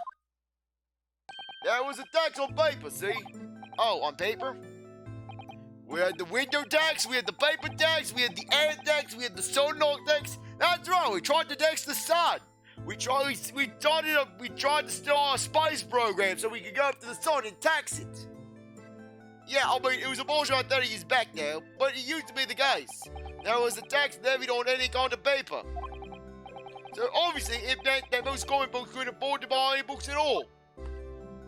Ah, so it was why places like this, like the rental library you mentioned before, came into existence, Lord Strongheart.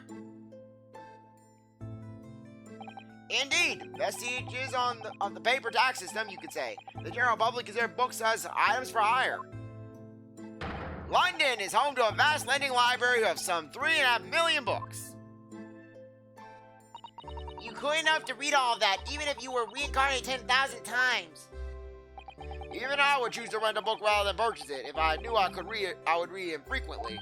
The subject of tax has actually surprised us all Ray in the last few days. It came up in Mr. Natsume's trial. It seems that the window in his room was filled in due to some kind of window tax.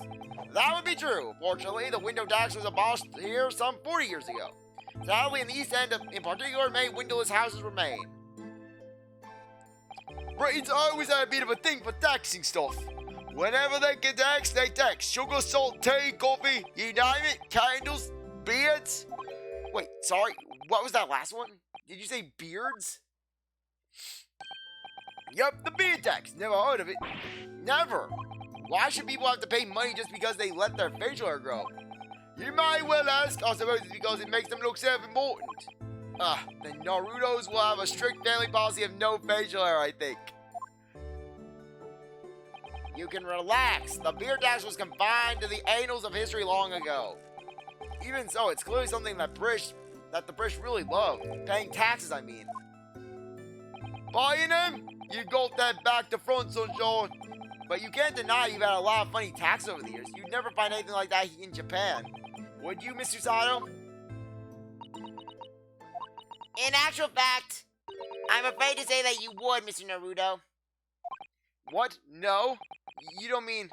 Surely there's never been a window tax in Japan. No, but there have been similarly obscure taxes.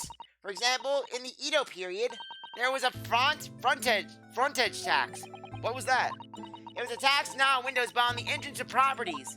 The larger a property's entrance was, the greater the tax that was levied on it. Even today, some mansions survive with extremely narrow entranceways due to that old form of taxation. I had no idea. So you Japanese are Swiss as us Brits. But we never had a beer tax. I mean, that's surely going a step too far. Well, no, that's true. I'm not aware of any taxes for beards, at least. What do you mean, at least? Well, rather than tax them, the shogunate did once prohibit them outright. The ruling class prohibiting beards? It was called the Great Beard Prohibition. It was an Edo period edict. But why did the powers that be want to ban beards? Because it makes people look self-important. Just an idea. It would seem that rulers in the East and West have had very similar ideas over the years. There have been other unusual taxes in our history, even in our current Meiji period. There have. For example, though it was before either of us were born, there was a rabbit tax. There was a tax on those adorable fluffy creatures? Like the ones who make mochi sweets on the moon? Yes, we tried to tax the moon.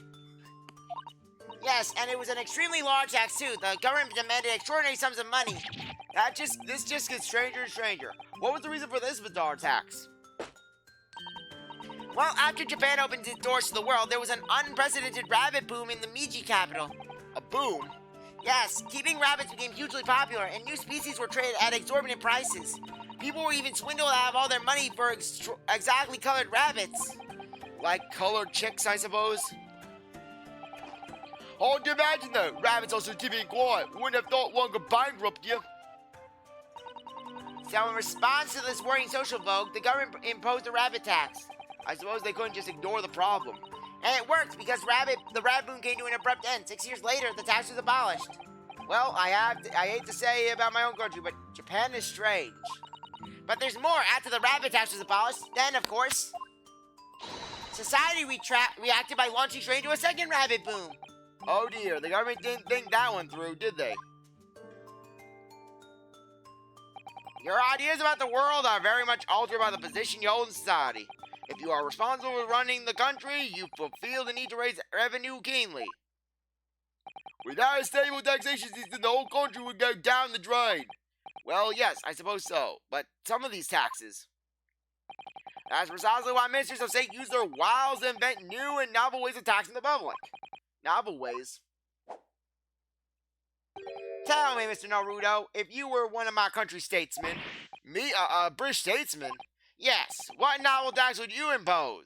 Pray, give us something truly original. Inside 5 seconds. What? Oh, Think of something that everyone uses, Mr. Naruto, and really squeeze every penny out of the population. the toilet tax.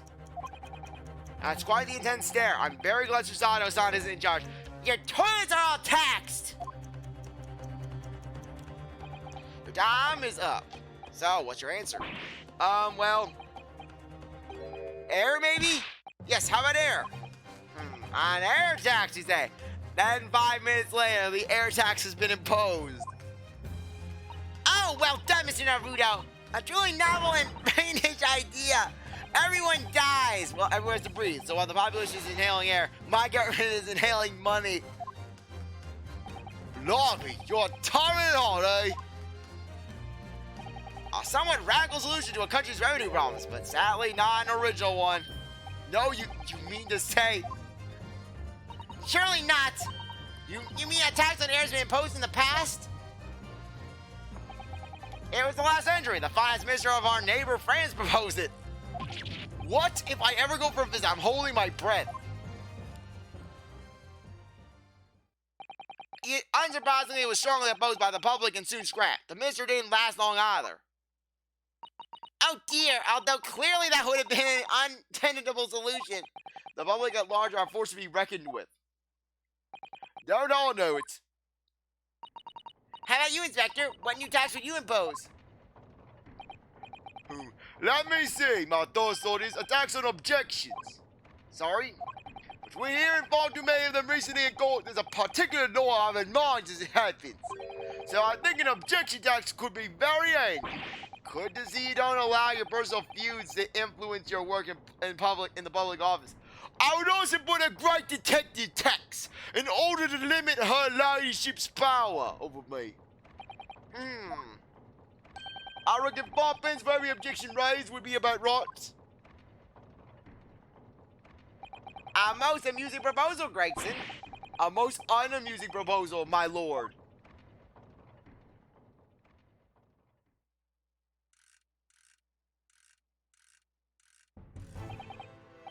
Well, I think it's your turn now. Sorry, my turn for what? Wow, what else? To locate my missing copy of The Lion's Bride. Oh. It's on one of the shelves in this room. Of that I'm certain. Now, I will give you 10 minutes. I only got 4! And let's take your student snippet on it.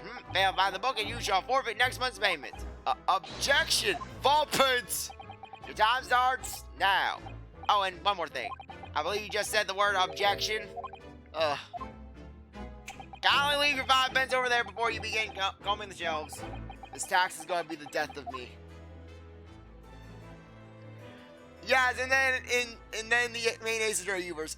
Basically, the objection tax is passed, and basically Phoenix alone manages to fund the entire city of LA.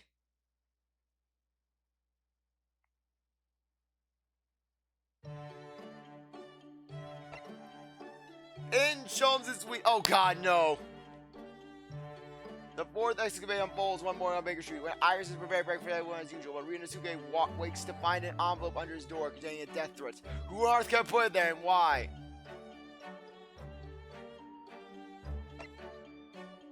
Okay, the next two involve Iris.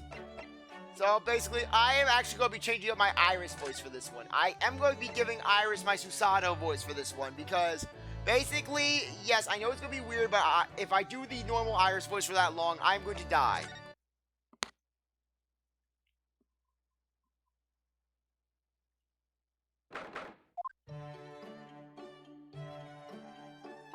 Good morning, Iris. Good morning, Mr. Sholmes. Oh, morning, Susie. I'll get breakfast on the table for us all. Mr. Sholmes, why does Iris sound like Susato? Because I'm multiplying. Morning. Come now, why the long face? Oh, sorry. The thing is, I just had a rather strange envelope posted under my door this morning, with some rather strange things inside. There's a lock of my hair, as well as a copy of next month's issue of Rand's magazine. Yes, Iris is threatening your life. That's right, Runo. Sorry, I had to do it one last time. What strange things? Oh, what is it, Runo? Do I catch the scent of a mystery in the air? It's so weird doing my Susato voice with Iris, I swear. Nothing's so exciting, I'm afraid, Iris. It was just 5 orange pips. I can't imagine what could possibly... What? Orange pips, Mr. Naruto, and 5 of them? What's the matter with you? That's a bit of an overreaction, is it? That's the mark of death! An overreaction, Mr. Naruto, you don't understand. It's a warning, a notice of imminent danger to your life. What? To my life? What's the meaning of all this, Mr. Sholmes? My dear fellow, why do you make such an inquiry to me? Because the name on the sender was written on the envelope, and it was yours. Oh, you're right, Runo. It says sent by Sholmes, envoy of hell. Ah, ha, ha, ha, ha, ha. So my little boy's been exposed. Well, so be it. Cast your mind back, will you, Mr. Naruto? To the time of our dining last night. Oh yes, Miss Susato cooked Japanese food for us. Indeed. In particular, you may recall the final norimaki sushi roll that I was about to savor. That is before you swooped in with your clacking chopsticks and fished it from under my nose. Oh, I assumed because you left it that you didn't want it. I left it, my dear fellow, because I had planned to enjoy it as my very last mouthful. And because of that, I'm now going to have to curse you.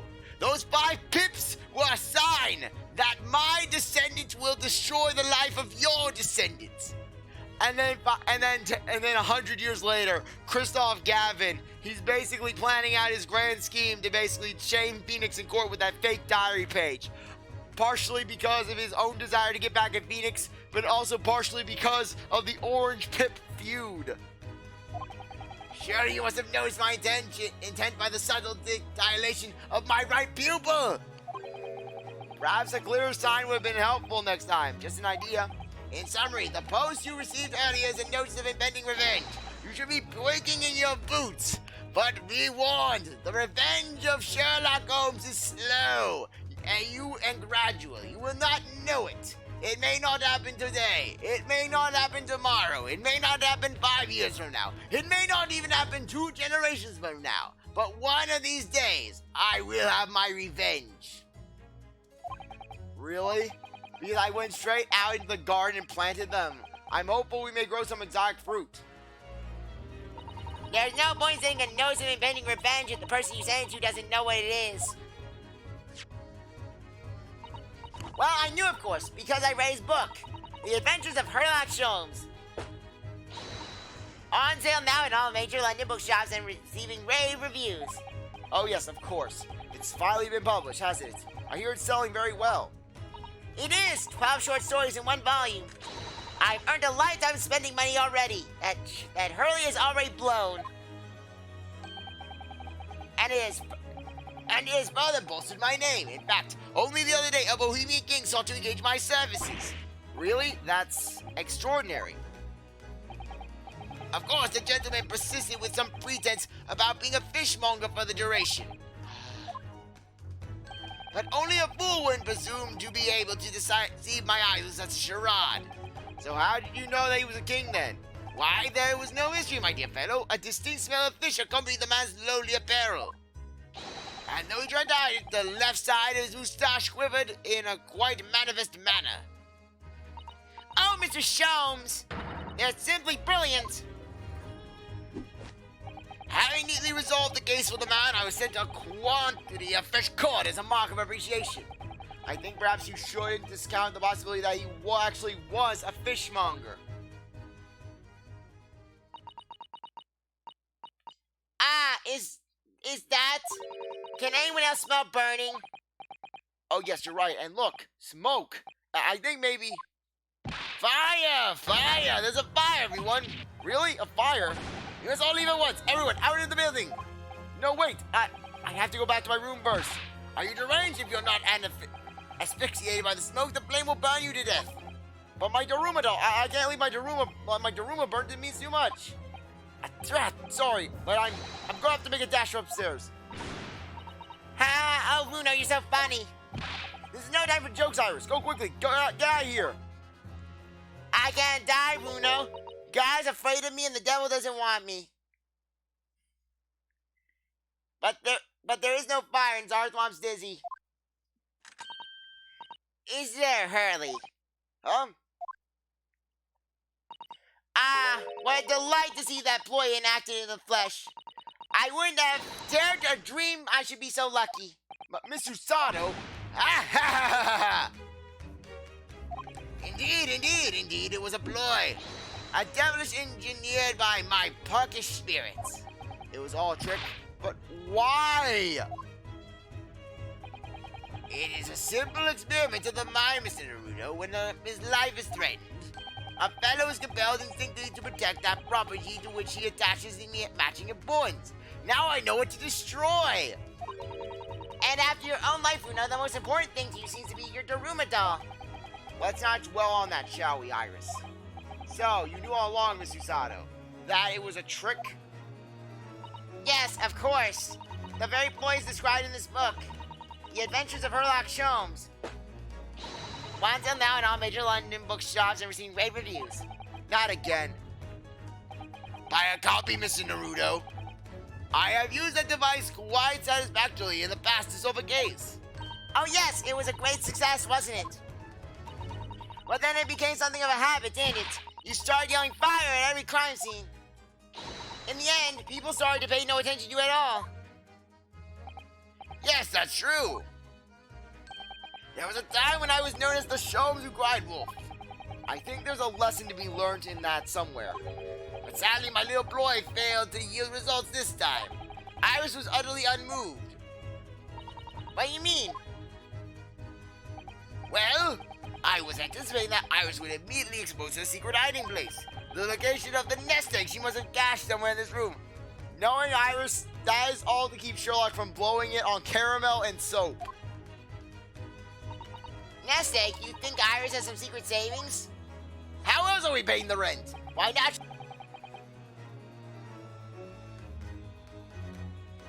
But naturally, the book is selling like oatcakes after all. And sorry, I actually hit my mute button. It is a simple deduction indeed to conclude that the profits must be concealed here within these walls. Oh, Mr. Sholmes, are you in need of money? Always. Ah, but I better know what it is. It's a new microscope that's gone on sale, isn't it, Hurley? What else? I have such a strong desire to own one, yet my purse is one pound too light. And as no other offer of a loan has been forthcoming, I have been resorted to an alternate stratagem. Gee, sorry, Hurley, but I'm not falling for that. Not coming from the Sholmes who cried wolf. Ah, how vexing. You really shouldn't be trying to steal a 10-year-old's savings, you know. It's in my... Hey, she pays the rent. She pays me an allowance. My book is full of little tricks like that, you see. The armory of the great detective.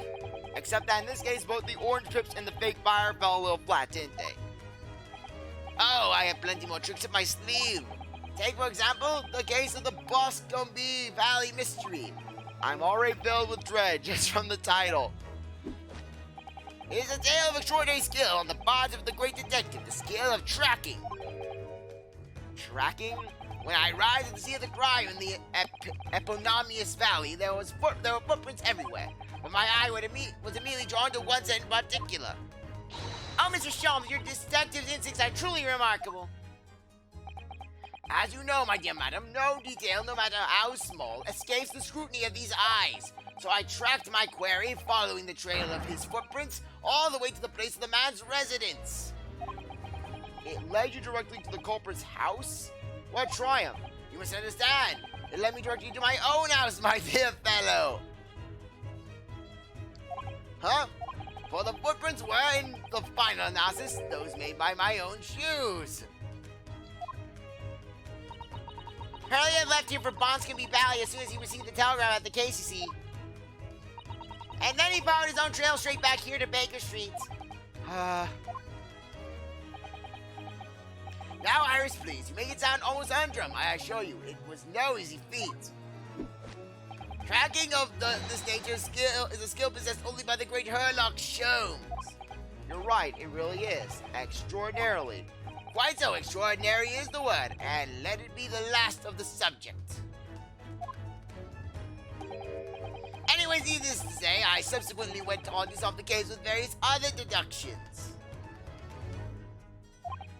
Yes, it's the various other deductions I'm interested in. Ah, well, you shall have to read the book then.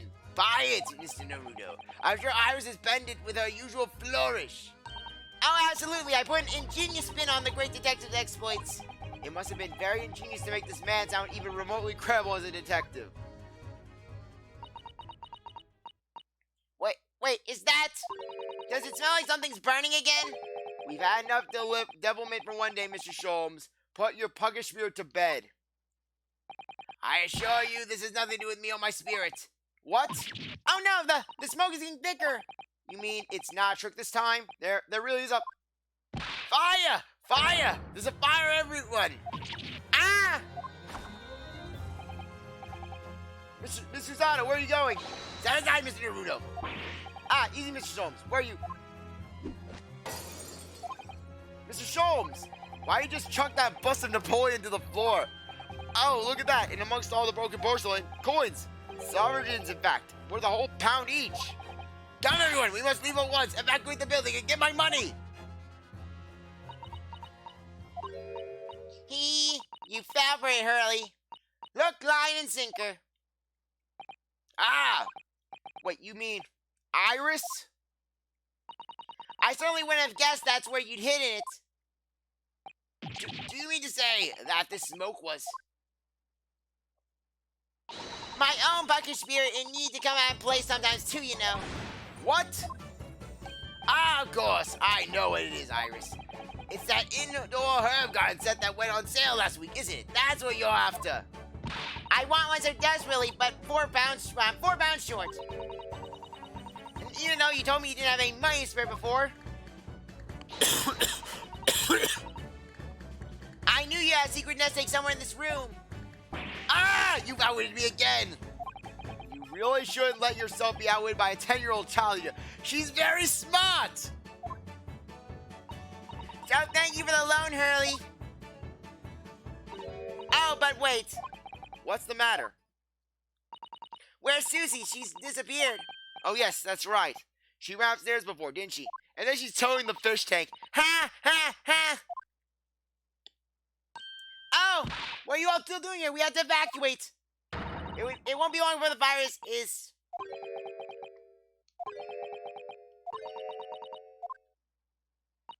Ah! Sorry, Susie. Children will get up to mischief once in a while. Children will get up to mischief once in a while, you know. But it's all perfectly harmless. Harmless, maybe, but so devilish. Yeah, that'll be the unofficial voice for Iris.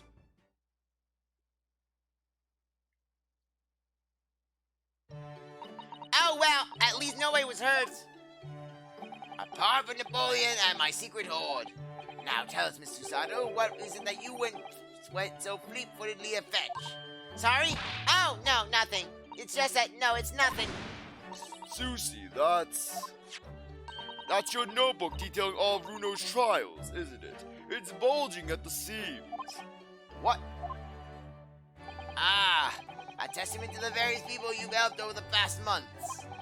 Mr. Sato, Well, I am your judicial assistant after all. I would do anything to ensure the safety of these records. Even risk my life, if necessary. I mean, it's very important to me. It's like a diary of everything we've achieved together. I'm getting all teary-eyed now. Yes, in stark contrast to a certain someone who would have fetched his Daruma doll, I must say.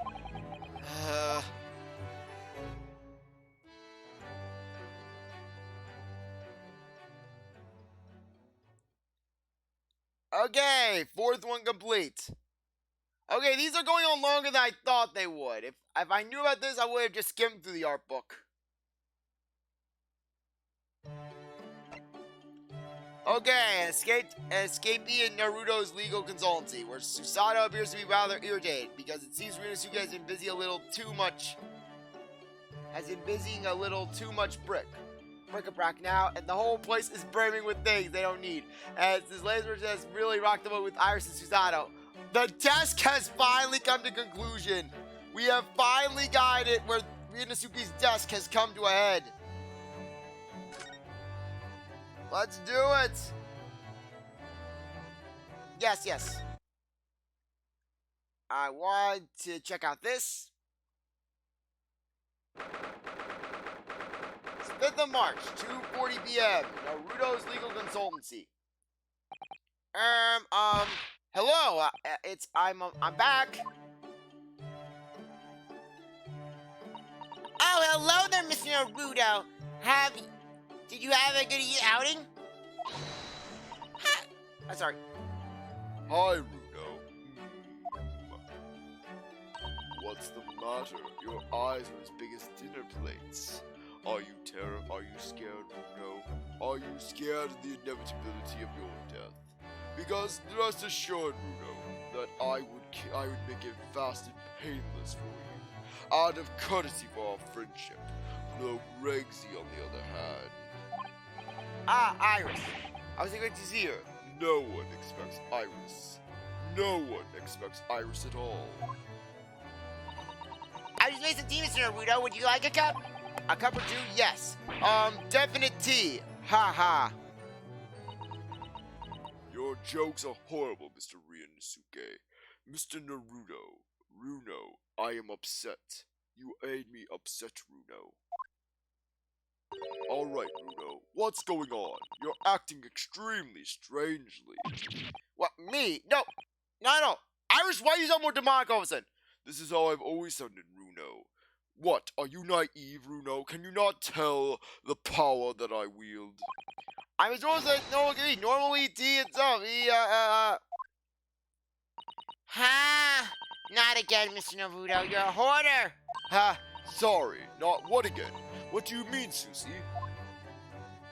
Whenever he goes out on his own lately, he always seems to come back with a peculiar new purchase. Peculiar? What's peculiar about the things I bought? You seem to think anything British is a curio you simply must have. You keep buying items of bric-a-brac even though you don't know what they are. Well, there are rather a lot of bric-a-brac shops and pawnbrokeries and the like around here. It's when I've been to Lord Strongart's to give my weekly reports. I'm always so nervous beforehand. On the way home, I just find myself in those shops and... Yes, alright, I can't deny it. I bought something.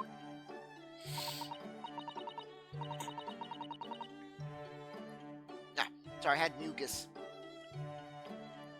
You're right, you can't deny it because your eyes are wider than ever. You really ought to put a warning sign about them. They're bigger than some potholes around here.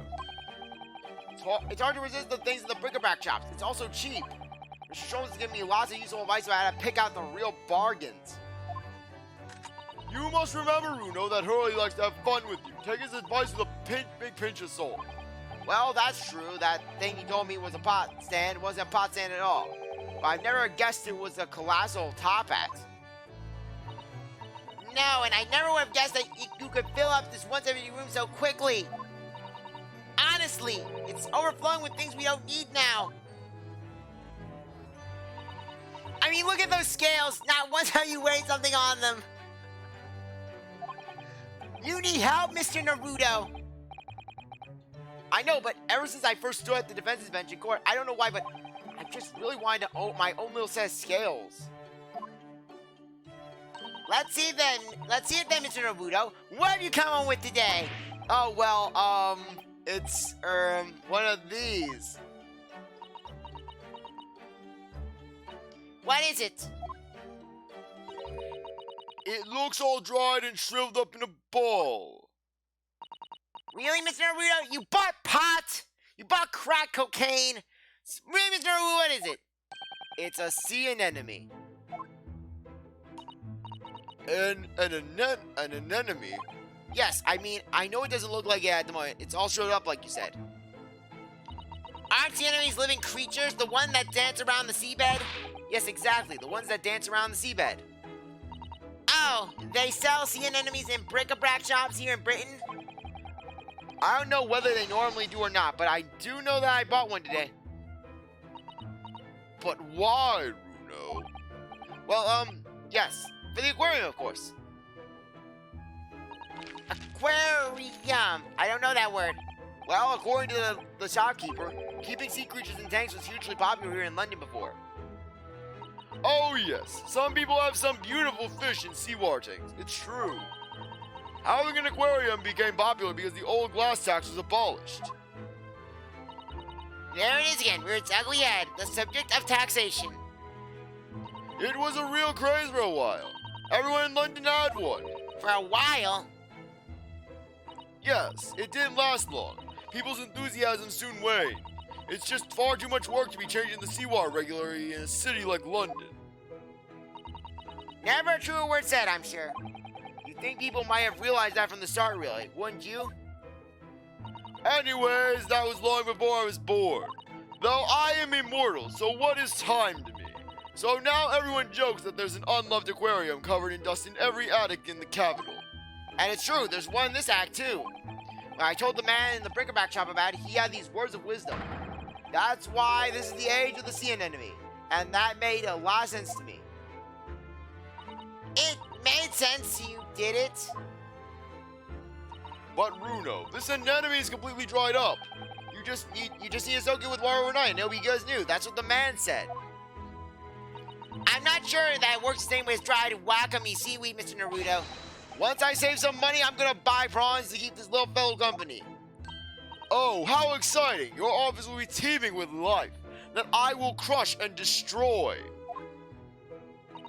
Will it really? Britain is a funny country, though. I mean, a sea anemone craze? Well, they say people in glass houses about comments like that, Mr. Naruto. Don't forget that there was a very curious rabbit craze in our own country not too long ago. A mortifying chapter that people will try to erase from the history books 100 years from now, I'm sure. You know, there was another craze as well before the aquarium one. Have you heard of Wardian cases?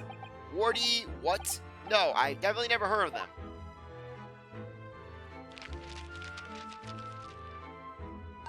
They were little glaze cases for growing plants indoors, I believe. Oh, I see. For plant lovers to raise their favorite tropical plants.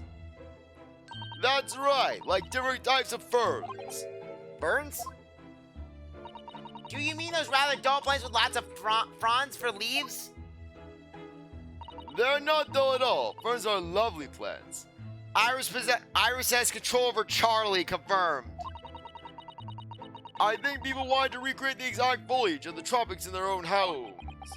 So they grew ferns? I mean, ferns, sea anemones, Londoners certainly have a knack for the obscure. Well, thinking about it, my grandfather loved the moss on his bonsai. He looked after it better than the trees. It seems like the more obscure something is, the more it interests people. Maybe. Anyways, the Wardian craze didn't last very long either. Now, most of those little glass cases are just gathering dust, I think, next to the aquariums.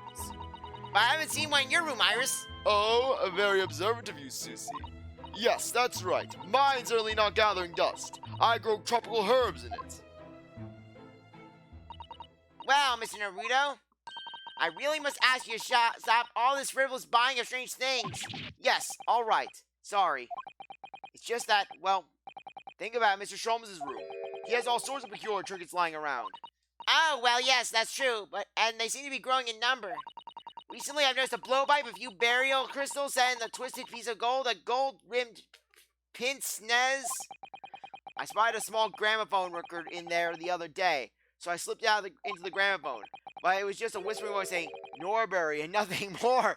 That was Sherlock's demo tape. What could it possibly be about? Those are all mementos in case that Hurley solved over the years. Exactly, that's what I want to create here. It's just that sort of atmosphere. A room full of meaningful trinkets, each with their own unique history, you mean? Yes, that. I knew you'd understand, Mr. Sato. But, Mr. Naruto, none of the things you bought for the room have any connection with any of our cases. Oh, don't they? Well, for example, take the splendid but rather weather-beaten top hat.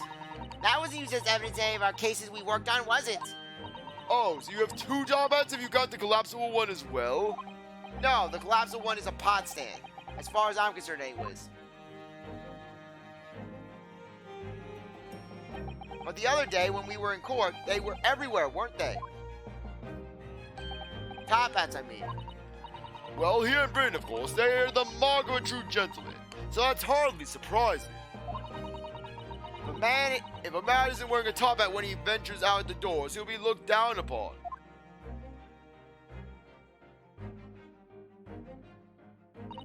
Gosh, it has very strict rules, doesn't it? The English Gentleman's Code. I've been wondering how I'd look in a top hat recently. After all, my university uniform is black as well, so I think it would be very in keeping. Oh, what a good idea. Go on then, Runo. Try it on.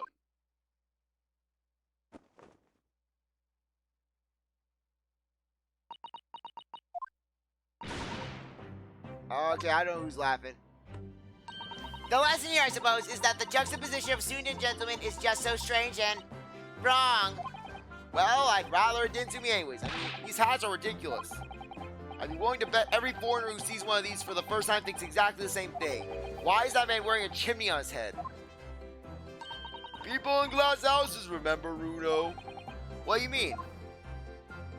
Well, what about Japanese chromage top knots? Those haircuts that are the height of ridiculousness.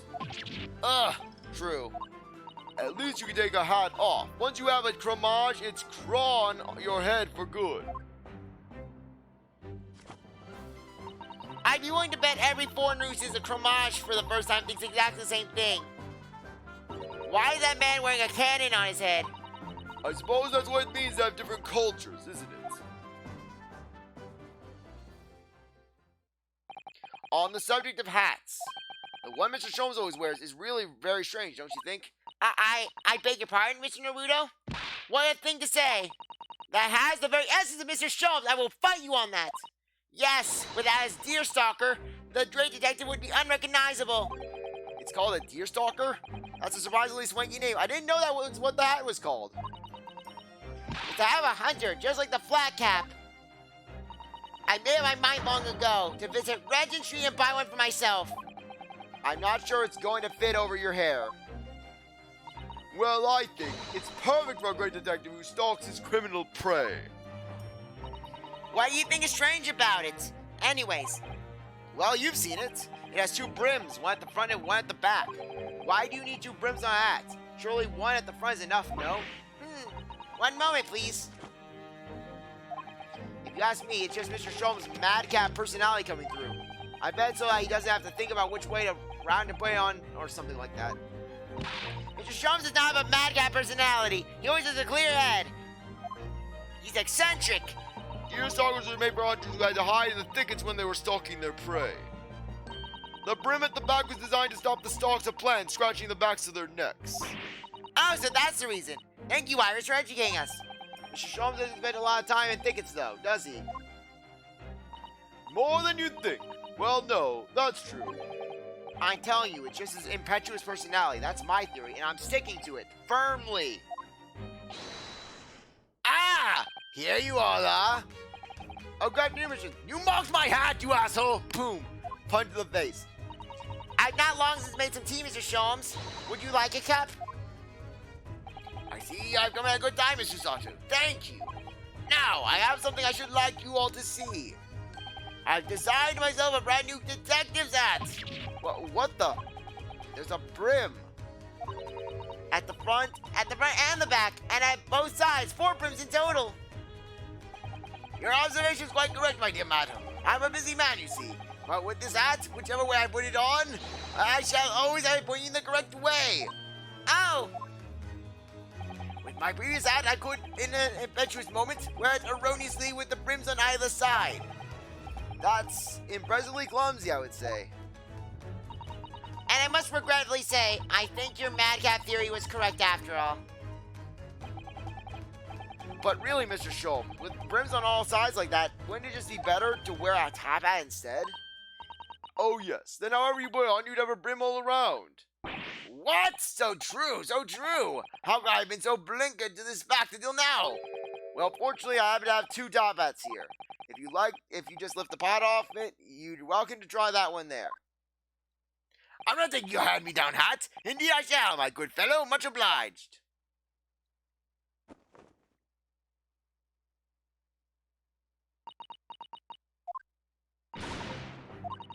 Oh. Oh dear, Hurley, it looks terrible. More terrible than I could possibly imagine. Oh, that's not good. Maybe it's because of your long face, paired with the tall hat. It just doesn't work. Well, I think it's very nice, Mr. Sholmes, even if it would have the whole world in a fit of laughter. Ah! I would never have meddled with it. Give me a deerstalker forevermore. And give me my regulation university hat forevermore. There's still hope that you'll graduate one day, Mr. Naruto. Don't give up.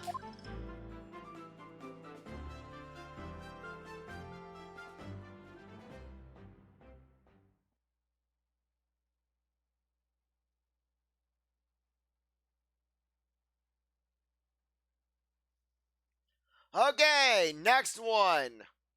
I'm doing them all. Mr. Natsume. Kidia lesson. My poor voice. Pray for me.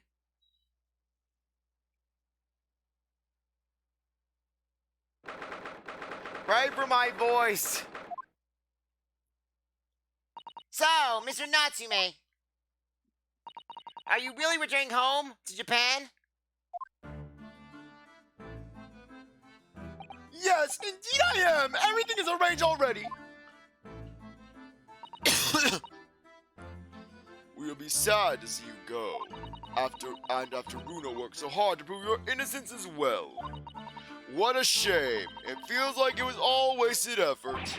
Don't say that! I know what you're suggesting! Now calm down, Mr. Natsume. It's all fine, really. You are in good company, sir. If you fear the Reaper, you need not hide that fact.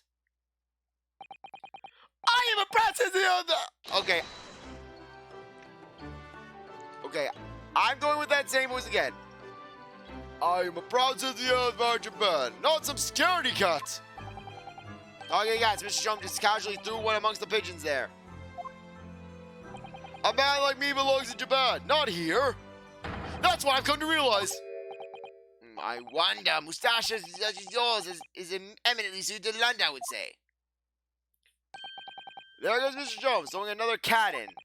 The moment I arrived in the city, I noticed everyone in London laughs at me behind my back like hyenas. Hyenas. Hiya, horrible. I'm sure that's not true, Mr. Natsume. I'm sorry, I just can't use the Natsume voice. My throat is in just too much pain. Oh, but whatever it is, I turn around and I peer down the Fogfield streets. All I see is foreigners everywhere. Well, there's you, Runo, and Susie in here. So that's 3 foreigners out of 5 people. I take your points. Only the other day, I was taking a stroll through the fog as usual when a young man approached me from ahead. He was pale and gaunt, his back arched like a cat. Observing his wretches moved me so deeply. Then I realized it was me. I thought to myself, I'm not the only one suffering this hell. But do you know what? Can you imagine? I looked in the mirror, it's always me. It was just my own reflection in a shop window. A stunning, stinging, stupefying surprise! Don't forget slap in the face. Everyone started laughing at me, gentlemen thereabouts, ladies passing by. Even the that in the shop window. Ah, yes. And a certain great detective would like to be included among the mirthful. Ah! Mr. Sholmes really is going for Soseki-san today. Well, I for one think you're a very handsome man, Mr. Natsume. There, did you hear that? The 10-year-old girl thinks you're handsome. Isn't that wonderful? FBI, open up! That makes me feel suspiciously warm inside. FBI, open up! Boom! Scott it out, open up! Oh God, what is going on here? He looks genuinely delighted. The point is, we Japanese are humble and modest. Starting on foreign soil, surrounded by foreign people, how could anyone possibly enjoy that? No one could, it's impossible if you are genuine Japanese. If you say so. Actually, it would appear there is someone. A Japanese man who studied in a foreign country and seems to have thrived on the experience. There is?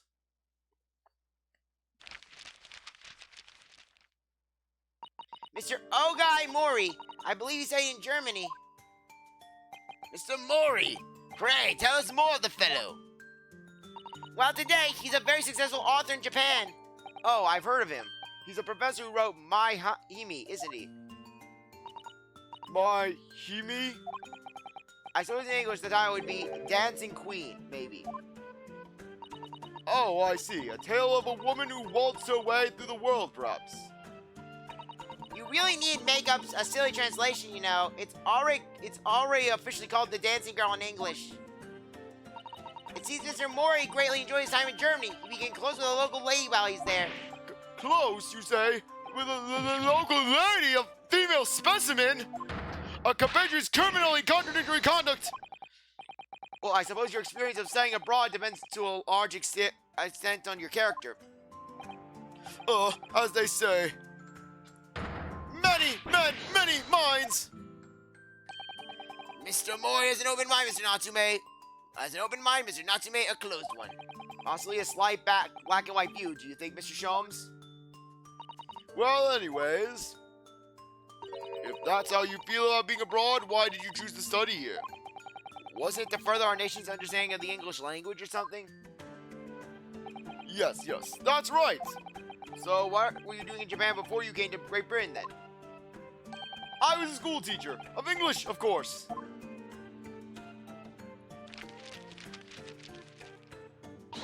A bit curious, perhaps, but I managed to get over some information about Mr. Natsume's teaching days. He had inappropriate relations with a student. That's just a little outside of the field of law, isn't it, Mr. Sato? Well, let me pose to you a question, Mr. Naruto. If you had to translate the English phrase, I love you, into Japanese, what would it become? That's easy. Ashiteru, or Suki Desu. Okay, good to know. I go to Japan one of these days. I'm just saying Suki Desu. That's one of my main words I'm saying to everyone. I'm basically saying, yeah, someone says hello to me. Suki Desu. Wrong, according to Mr. Natsume's teaching at least. What? Would you like to explain, Mr. Natsume? Yes, of course. Your research was completely thorough. I always used to tell my students that we Japanese don't express ourselves that way. Rather, we might say, Suki ga keri desu ne. My dear Mr. Natsume, what's to interject? Suki ga keri desu ne would translate as the moon is beautiful, isn't it? I know that! The point is that we Japanese are reticent when it comes to expressing our emotions. We reverse our feelings of adoration, our Suki, by appreciating the beauty of the moon, the Suki. Ah, using the Suki to express Suki. It's a music play of words, I see. No, on the language you understand better. Bad, Sholmes! Bad! Spray bottle! Bad, Sholmes! Spray bottle! Newspaper! It's all play on words, it's subtle, it's humble, it's fleeting and beautiful, it's art! Isn't it just being shy? My dear fellow, the foreign dancing girl will forever be out of your reach with such an attitude. You'll become an incel! Imagine how the great Mr. Mori would act. He would win the young lady's heart in a flash with a well-placed and unrestrained I love you. Suki Desu. Ah, that's smooth, Mr. Mori. Am I just gonna live in his shadow forever? Just what sort of man is he in that imagination of yours? The fact is, I just can't settle this foggy London town with all its foreign inhabitants. I've lost count of the number of different lodgings I've tried before I found myself here. As it happens, I lived on Baker Street one time. No, really? A sound scholar lives there, a man by the name of William James Craig. His knowledge of Sao is unsurpassed. He has been a great inspiration to me over the... Forgive the interruption, but am I supposed to be familiar with this Sao of which you speak? It's Shakespeare, of course. Shakespeare, but in Japan we write as Sa and O. It's a phonetic representation using kanji characters, so England is Aigirisu, and America is America. Come to think of it, we use characters as Ri in one word and Ritsu in another. Talk about confusing. So Shakespeare is Sayo in Japan. Presumably the Sa is a brutal attempt at the Sha, in which case, where's the Cuspia? I never thought of that. We only have the O left. Which could, even in the most charitable interpretation, only be brutal attempt at old man. You're old, William! It seems to me that whoever had the job of deciding on the characters for his name got bored very early on. Complete kanji character catastrophe! So then, So then, on the very question, what about me? How do you write my name? sorry? Sherlock Jones, my dear fellow. There must be Japanese characters for my name. Yes, we have them. They are the characters for the devil. Dear, I'm sorry, Mr. Jones, but not exist that I'm aware of. What? Am I nothing to you, Japanese? Yes, you are, my detective friend. We have much to discuss, and then Vanity comes in. So would you like to read my book? In that case, it is a matter of paramount importance. You must construct my name in kanji at once. Oh, well, we could use a kanji that's pronounced so to start with, and then use more to give. So, perhaps? I think that would be right, Mr. Sholmes. But that's almost the same as Sao, isn't it? Yes! You employed the dread? Oh! I don't want people to confuse me with an old man who died centuries ago. Don't you put me in the same league as Shakespeare. That old guy was crap. I'm sure the world's greatest literary figure would rather not be confused with you either. Well, the world's greatest detective is still youthful and full figure, so how about show handsome? Oh yes, that sounds wonderful. I'm sure everyone will be calling you that in 100 years from now. So how could she say that with a straight face? What about So how about me then, Iris? Perhaps Adi Hime, since the second character doesn't seem to matter. Ahimi? Oh yes, Princess of Love. That's an adorable name for you, Iris. Stop, please! With a name like that! Mr. Mori would most likely drop any moment to rashly to go, I love you! This Mori sounds become quiet character in Soseki-san's mind. And then Soseki calls Scotland Yard on him as soon as he does it. And you, Mr. Naruto, might I venture Kurobozu as a vague name for you, as in the Dark Monk? Oh, that's very good. It describes you perfectly, Rudo. So you think I'll be wearing this black varsity uniform for the rest of my days, do you? Yeah, Rinosuke is a 90-year-old old man and he's wearing that outfit. But Mr. Naruto already has a Japanese name. I don't believe he needs another.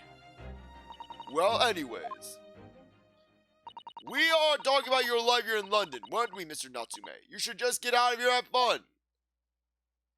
The landlady has that much to me too. Mrs. Garadeb? But it wasn't bad at all. It was frightful. Whatever do you mean?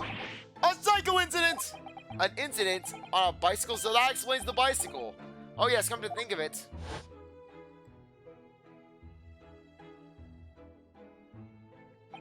There's an old bicycle parked just outside, isn't there? It's in a sorry state, though. I tried to say no to her, but she insisted I took it for a ride. Perhaps my pronunciation was wrong. So I took my life in my hands and attempted to ride the steel spider-web stallion to the nearby park. I really don't think there's anything... I don't think there's really anything wrong with your pronunciation, Mr. Natsume. Joan Garadev isn't the kind of person to take no for an answer. If you're gonna die, you might as well die in a beautiful surroundings, so the fog was my first thought. After a whole day of dicing with death, I emerged with only relatively minor bruises. So, you got the knack of it? Don't be silly. Dying isn't something you can learn to do.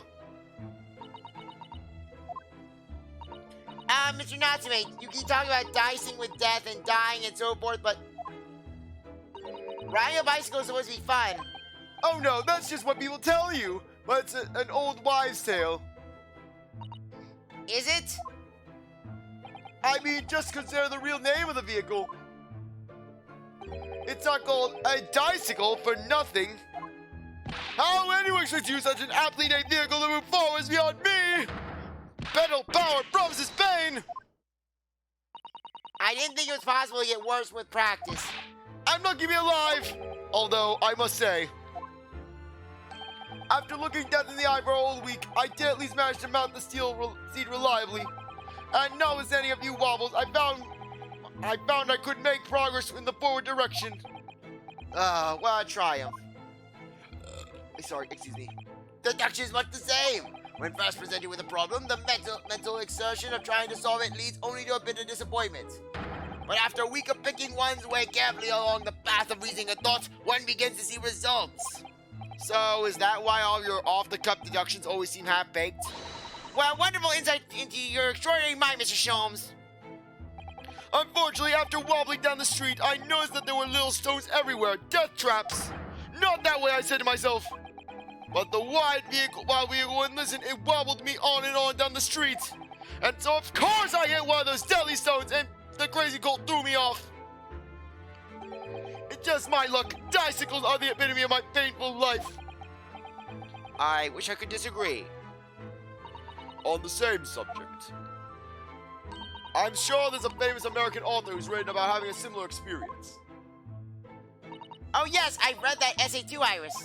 Some of us are better read than others. Well, no more bicycles for me.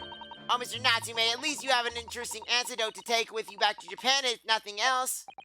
You always manage to put a positive spin on things, don't you, Mr. Sato?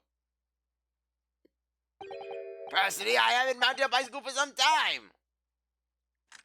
No, me neither. That's good. So how about a jaunt? We shall ride out together. Huh? That sounds great. I'll bring behind Mr. Susato. But, the sun is going down. It'll be pitch black before long. London street lamps are very bright, you know. And the fog isn't too thick today. And my beloved ride is off its own shape. My dear fellow, if you are bound to topple the vehicle anyways, it's fitting that it's already bent out of shape. It's settled then. Come along, Mr. Natsume. Shall we go?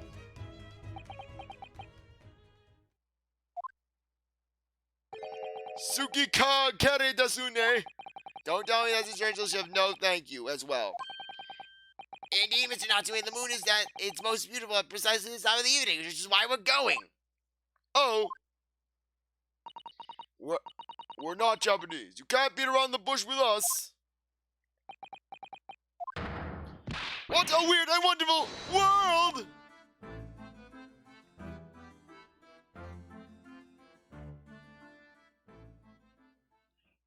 Another one down, 2 to go. I have horribly gauged these events. I thought they were going to be very short snippets. I thought they were going to be like 5, 10. I thought they were going to be like 5 minutes at most, but nope. Nope and nope. A chilling escapade about a shilling's escape from the clutches of Rolly and Batbeat, who'd only just found out on the street. Gina, the pickpocket, is obviously suspect, but Ryunosuke and Sholmes. And Iris, yes. Okay, the road. My throat is getting very tired. Pray for me. The things I do for you guys.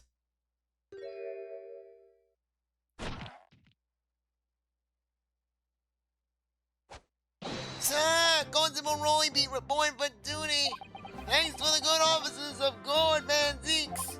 I'm back on my beat here in the capital, doing my best for the good citizens of London. Shaw.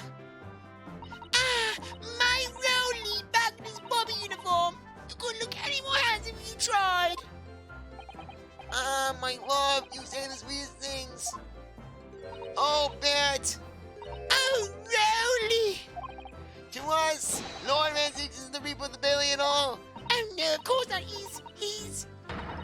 patrons, they have bobbies.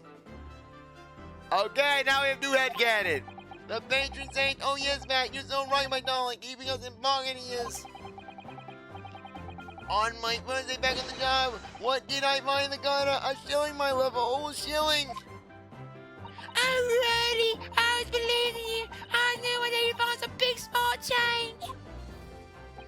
With just that shilling, I can buy you a cheap punch containing a single flower of my sugar. A single flower? Oh, how romantic. I'm sorry if my voices sound off. It's just, this is what happens when I'm doing this for 2 hours. And then I was doing another thing for another 2 hours earlier. So I've been recording for 4 hours straight. Help me. But I'm so sorry, Mance. Only moments ago, that shilling disappeared. Disappeared? But how, my love? How? I think maybe, no, I'm sure. It was this girl here, son. You swiped my precious shilling, didn't you, you cheeky little diver? Blimey. You took your time getting around to me, didn't ya? I thought that lovey-dovey stuff wasn't ever gonna end. So, a shilling, you say? Lifted from your word? Don't know nothing about it. Where's the evidence, eh?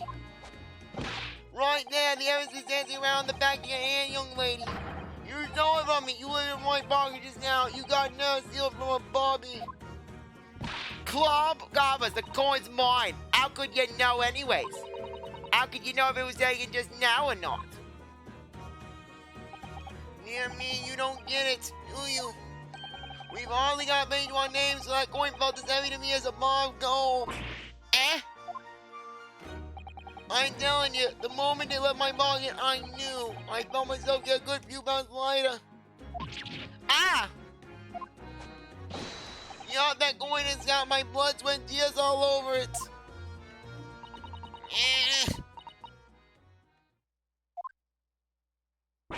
What the matter with you, eh, Mr. Nara Odo? Huh?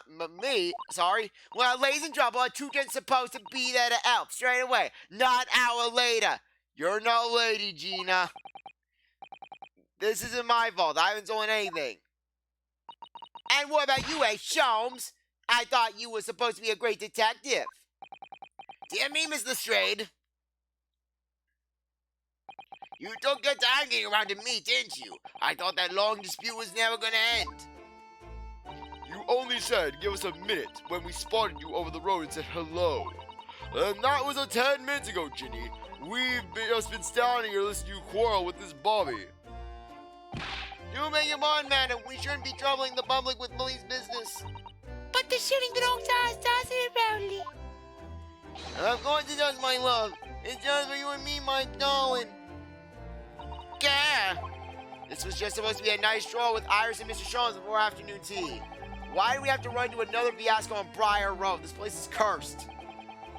I don't really see how we could have any help, Gina. There's no way of knowing who the coin really belongs to if it was just dropped in the gutter.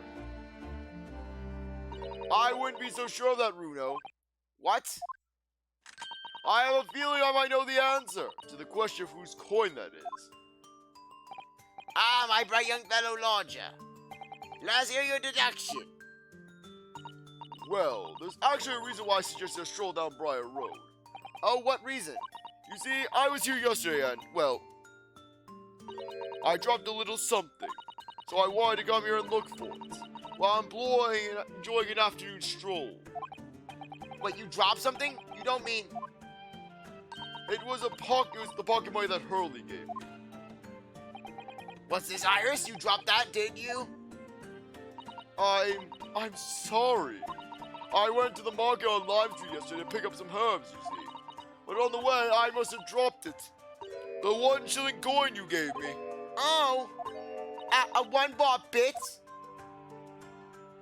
Yes, and when I thought back over the route I took, I realized I must have dropped it here. Constable, you haven't seen it, have you? It's all my pocket money, and now it's gone. I'm going to hell. Well, I'm afraid I don't know anything about that, young lady. Wait, what wrong luck dropping your money like that? Sorry. I dare say the Kozuma's companion could give you a run for your money with their wide eyes. If it's all they do, Mr. Sholmes, I think I prefer not to be used as the yardstick for looking guilty. Well, it's tough, really, isn't it, Iris? You dropped it, so it ain't yours no more. It's the community. Anyways, you know what they say, what goes around comes around, so don't feel bad. Bad luck, Iris. It doesn't look like you're going to get your coin back. Oh, I can't believe I lost it, and straight after Hurley gave it to me as well. Yes, regrettable incident indeed. I seem to recall that particular coin was rather significant. What do you mean, a significant? To be specific, it was especially significant to you, Runo. Significant to me? Ah, you don't mean it was the coin from last night's wager? The very same, my dear fellow. What's this then? What wager? It was a game of poker. A duel between Hurley and Runo. Poker? What, that tricky card game you mean? As a lawyer, I have the perfect poker face. You'll never be able to tell what I'm thinking, said he. But depriving Mr. Runo of his entire fortune was even easier than finding that missing thoroughbred. Yes, and then 100 years later, Phoenix then goes on to become a poker shark, whereas Kristoff absolutely sucks at poker. The tables have turned generational-wise. Ugh, it was so infuriating. Reliving it now makes me grit my teeth. Sorry, Iris. I had every intention of paying you back the money I owe you, but you'll have to wait, I'm afraid. Yes, I know. Don't worry. Next month is fine. Let me guess, Odo, your whole fortune? It was one whole shilling, my entire monthly stipend, and I lost all of it. As I handed it over to Mr. Sholmes, I gritted my teeth so hard my gums started to bleed. Please, Runo, don't exaggerate. That's a horrible image. What about a lawyer who borrows money from a 10-year-old girl? Now that's a horrible image. Why do I feel like my reputation with this couple has just fallen to the floor?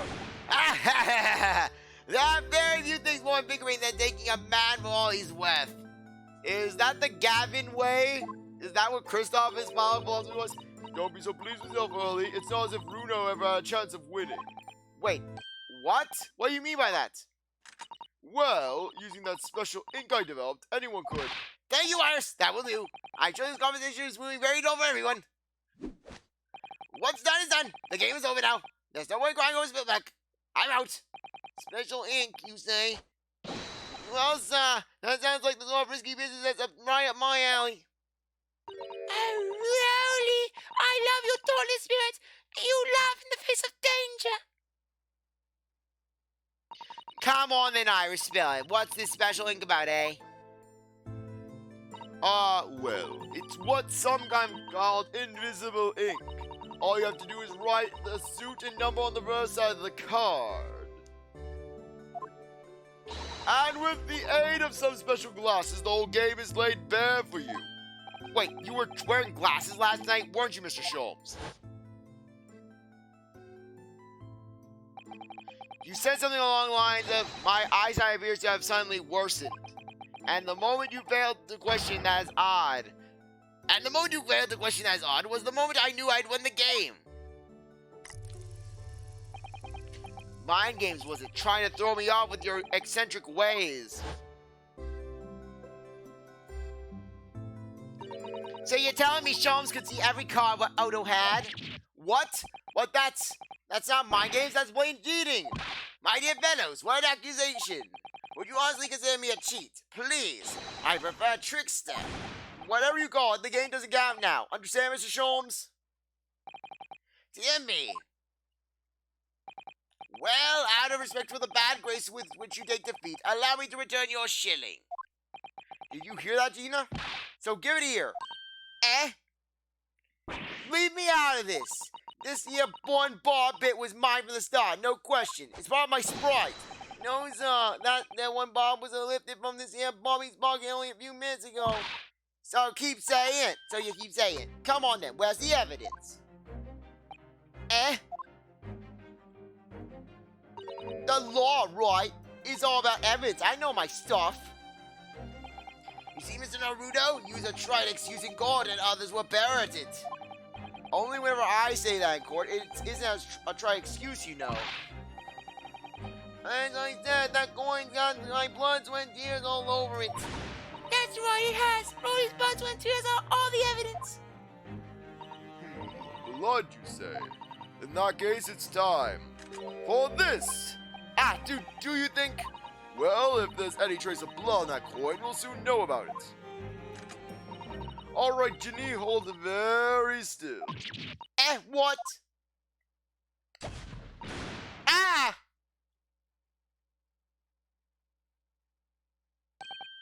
Look at that. See there on the coin? It's clearly changed color. In other words, there's blood on this coin. Once again, I said that would be my blood, sweat, and tears. Oh, wait, I've seen the blood turn color before. Yes, I know who this is. I know whose coin this is. What? The rightful owner of this blood-stained shilling is... Bruno. Huh, me? And from the appearance of the blood, I would say it is quite fresh, left within the last 24 hours. Within the last... Then in that case... So, this coin's what Sholmes had off Odo last night in the poker game? Oh, Bruno, do you mean you really did make your gums bleed? I told you I was so infuriated to lose. I had to grit my teeth as I handed over the money. Blimey, you're as odd up as me by the sound of it, but I thought you had a proper job. Come on, Gina, I just handed it over, would you? Just hand it over, will you? The shilling, that's rightfully mine. Fine, all right then. Just stop your bleeding staring. Think of it as charity.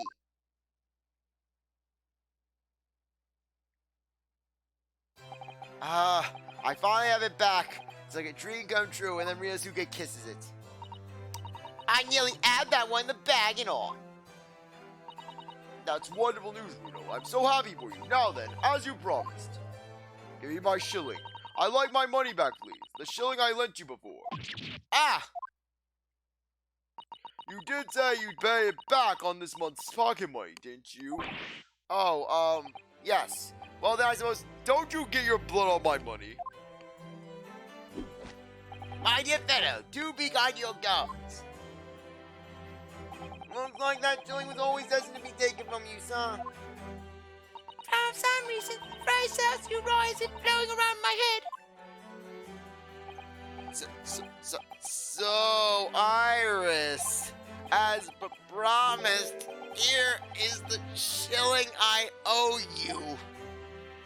Oh, you're repaying me already? Well, thank you. Next month would have been fine, though.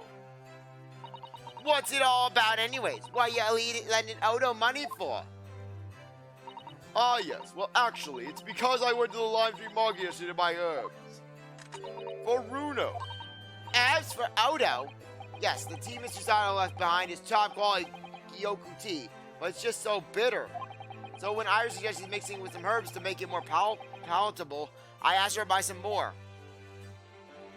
That's right. We've made a special Japanese herbal tea with the leftover Gyoku. I'm going to call it Sushi Special Blend. I do hope you'll all try it. The excruciating bitterness clings to the throat. If you can persuade the bright green gloop to leave the cup. Why, it sounds quite delicious. Yeah, right.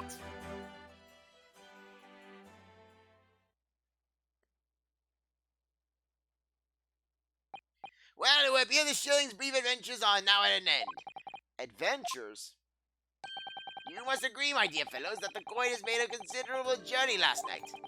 Let's see, originally it was the coin I was supposed to give to Iris to pay for her herbs, but then in our poker duel last night, I passed it to you, Mr. Sholmes, who gave it to Iris as spending money, but then I dropped it here sometime yesterday. And then my beloved Rolly found it a while ago and picked it up. Before it was lifted from my pocket by this here diver. And then I used my favorite gun to show up the blood that was on it. And then let slip about Sholmes' little scam in his card game last night. The annulment of which resulted in the coin returning to the ownership of Mr. Naruto, allowing me to pay Iris the money I owed her after all. Well, the herbs she bought in order to make Susie's special blend tea. And now, after all of that, the coin is resting safely in my pocket.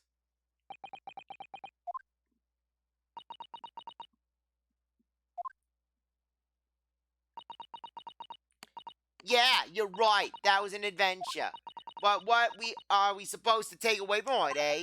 That this 1 shilling coin belongs to Iris and Iris alone, I think. All the money belongs to Iris and Iris alone, Mr. Naruto. I have faulty observation, Mr. Naruto. Well, you know what they say. What goes around comes around. Why do I get the feeling that Iris knew it was coming around to her from the very beginning? Ah ha ha ha ha! Priceless, as they say. Well then, my dear fellows, how about this evening we indulge the bitter tea and a bittery match? I'll even allow you to take the coming month's spending money in advance. I fold. Okay, one last one. One last one. I swear I should have made these a separate thing. Now this episode's gonna be 3 hours long.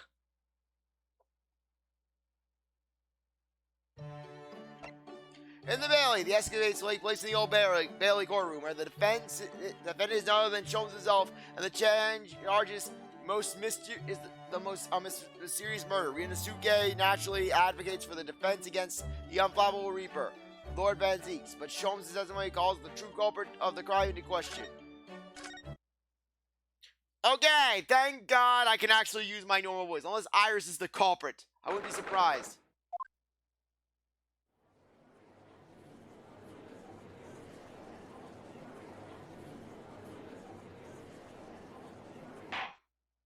The court is now in session for the trial of Mr. Sherlock Sholmes. This is the most extraordinary case of murder. Counsels, I assume I may proceed. Yes, my lord. The defense is ready. At your discretion, my lord. Very well. I hereby call on the prosecution to introduce the case. No! I'm done! The incident in question took place 2 days ago, late at night, when the ground was blanketed with snow. The location of the incident was the residence of the accused, Mr. Sherlock Sholmes. She killed Iris. Indeed, how the now famous address of number 221 Baker Street, was it? The address may have enjoyed fame once, my lord, but it will henceforth endure infamy for this grim crime. Yes, sir. Well put. The victim, a certain Madame Rosie, was found asphyxiated on the accused's sofa. My word. Objection. Mr. Sholmes is a very passionate lover. The hooker should have known what was going to happen. But it's unclear as to whether the victim was already killed in the defendant's suite or not. After all, when Mr. Sholmes left the room for only a brief moment, Madame Rosie somehow vanished herself out of the room completely. Vanished herself, counsel? The victim? Quite true, my lord. There is but one adjoining door between my drawing room and kitchen. And yet, having brewed some tea in the kitchen, I returned to find the room completely empty. There was nobody else present? Ordinarily, my fellow lodger Iris would have been at home. However, on the day in question, she had been invited to a meeting of scientific society in the city to extort them of all their money. I'm afraid you have a propensity for exaggeration, sir. You claim the victim's vanished herself, but really? It seems to me entirely plausible that she chose to leave via the main entrance to your suite. As it happens, my lord, the door to the accused room was locked at the time, from the inside. Very true, Inspector. Then she could have unlocked it. As such, I can say with considerable certainty that the victim did not leave via my front door. But what about, yes, she could have sucked out through the window. The door was locked from the inside, meaning she could have unlocked the door and left through the front door. Objection! The windows in the room were not locked, it's true, and the victim had the opportunity. However, there was no all around the building outside, and our battery had been disturbed.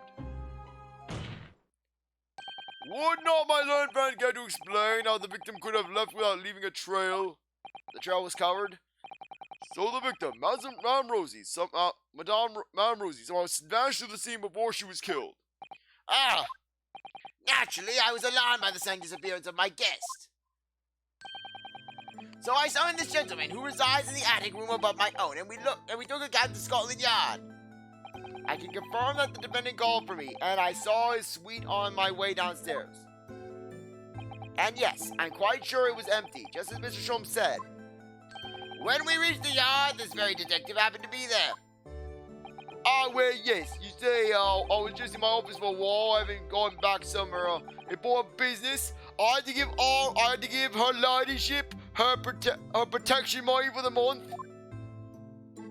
And then, having explained the situation to the inspector, we traveled back to Baker Street together. At that time, there was no footprints in the snow around the building other than the ones we'd made. Do I take it, counsel, that you personally witnessed the scene where the incident took place? No, my lord. I went straight up to bed in my own room in the attic. Inspector Gregson, however, was met with a most blood-curdling sight. On Mr. Sholmes' sofa, the vanished Madame Rosie, motionless. So the victim was already dead when you discovered her, Inspector? No, my lord, not dead, but not far off it. She must all remain straight to say these dire words.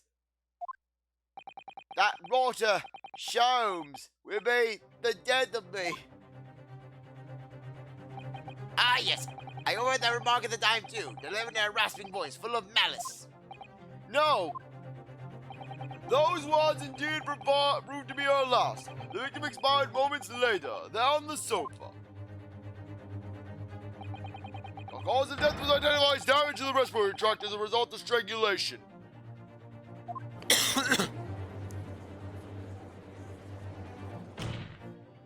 Ray, does the accused dare to contest the inspector's account? Certainly not. In fact, the inspector has done an unusually fine job of surmising the salient points. Sholmes will be the death of me. Diving defining words indeed. In her final moments, the victim named her killer. You, Mr. Sherlock Sholmes! Objection! But the defendant had no reason to take the victim's life. Perhaps you could tell the court, Mr. Sholmes, who exactly this Madame Rosie was? Ah, yes, of course. Did I never mention her to you? I'd extended an invitation to her that evening, though she is loquacious to an extreme. The most trivial matters quickly becomes a quarrel. I was only too pleased to have her present to make tea. Great. It would appear then that the accused did in fact have a motive for silencing his right guest. Permanent. Objection! Putting that tenuous motive aside, what about the other mysteries surrounding the case? I'm inclined to agree with the defense. There are retained and remain a number of inscrutable details. The victim's alleged disappearance and subsequent reappearance leaving no trail of footprints, for example. That's right, the crime described in the prosecution could never have happened. Yet the victim named the accused in her dying breath. It seems to me that my learned friend has overlooked a significant detail here. As per usual, why are we even here? What even is this trial? Nonsense. What have I overlooked?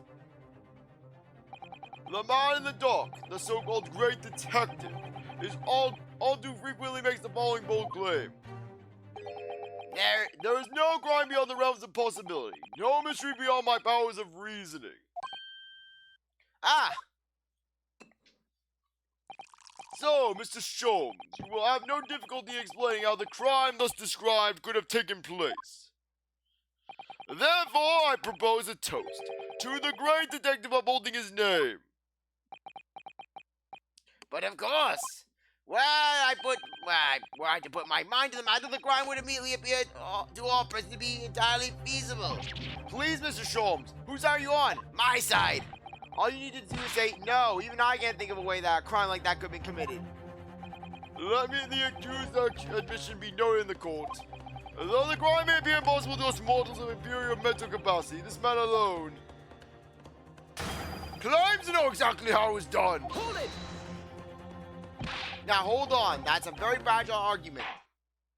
Thank you, counsels. I believe I've heard more than enough to proceed with my education. The accused great detective did, in some inscrutable manner, willfully murder the victim, Madame Rose. I therefore find the defendants... Let this man be taken from the courtroom and in some equally inscrutable manner be sanctioned for his crimes. Court is adjourned. Hold it! My lord, please. The truth about the mystery surrounding this case are known to another besides the great detective. What's this? Upon my word, Mr. Naruto, you are coming along wordfully. You've deduced a fundamental truth about this case, I believe. Which would be, detective? That the truth of this case is known. Only to the true culprit, obviously. Is that not so, Gregson? Hey, what? Well, I suppose yes. You don't mean, are you suggesting, Mr. Sholmes, that you have an idea as to what actually happened that night? An idea, my dear fellow. I could explain the entire incident from start to finish with not a single detail omitted. Objection! It seems the detective has failed to grasp the situation. Pray, Mr. Reaper, which of us has truly failed to grasp the situation, I wonder? Then answer me this. You claim that prior to the incident, the victim suddenly vanished without a trace from your room. If so, how exactly did Madame Roses appear? Why, naturally, via the window. It was ajar after all. But that can't be. The room is a whole story above the street level. And anyways, no prints were found in the snow. There are any number of ways one could avoid leaving tracks in the snow, surely. Such as flying, for instance. It's a bird, isn't it? A fatuous notion. And where do you propose the victim flew, Mr. Sholmes? Is it not entirely plain? To the culprit's abode, of course. For having left my suite, this is clearly where Madame Rosie was murdered. Take a moment to consider the cruel irony, if you will. By her own volition, she flew directly to her death. Objection! Do you forget, detective? The victim's corpse was discovered on your own sofa. No doubt because a killer carried her back there. But what about the lack of footprints in the snow again then? There just weren't any, other than our own from when we returned home ourselves. If by our footprints you refer to your and mine, you are quite right, but there were those of another. On the night in question, there was one other person who could have conveyed the victim to my sofa. What? Good gracious, to whom do you refer, sir? A man whose somewhat unavailing presence at the scene of the crime would be questioned by no one. Unavailing? Ah, you don't mean... Indeed I do. A man who hastened to the scene directly upon learning of the incident at Scotland Yard, namely... you, Inspector Gregson. Eh? When you arrived at my address on Baker Street, you were carrying the half-dead Madame Rosie with you. You waited for a suitable opportunity, then laid the victim on my sofa. You did what? Objection. But we were with the inspector when we arrived. How could he have possibly been carrying the victim? We would have noticed. My dear fellow, a most obvious answer presents itself, does it not? The victim is a freaking parrot. The inspector is rarely, if ever, without his overcoat. The victim was simply conveyed in one of its many pockets.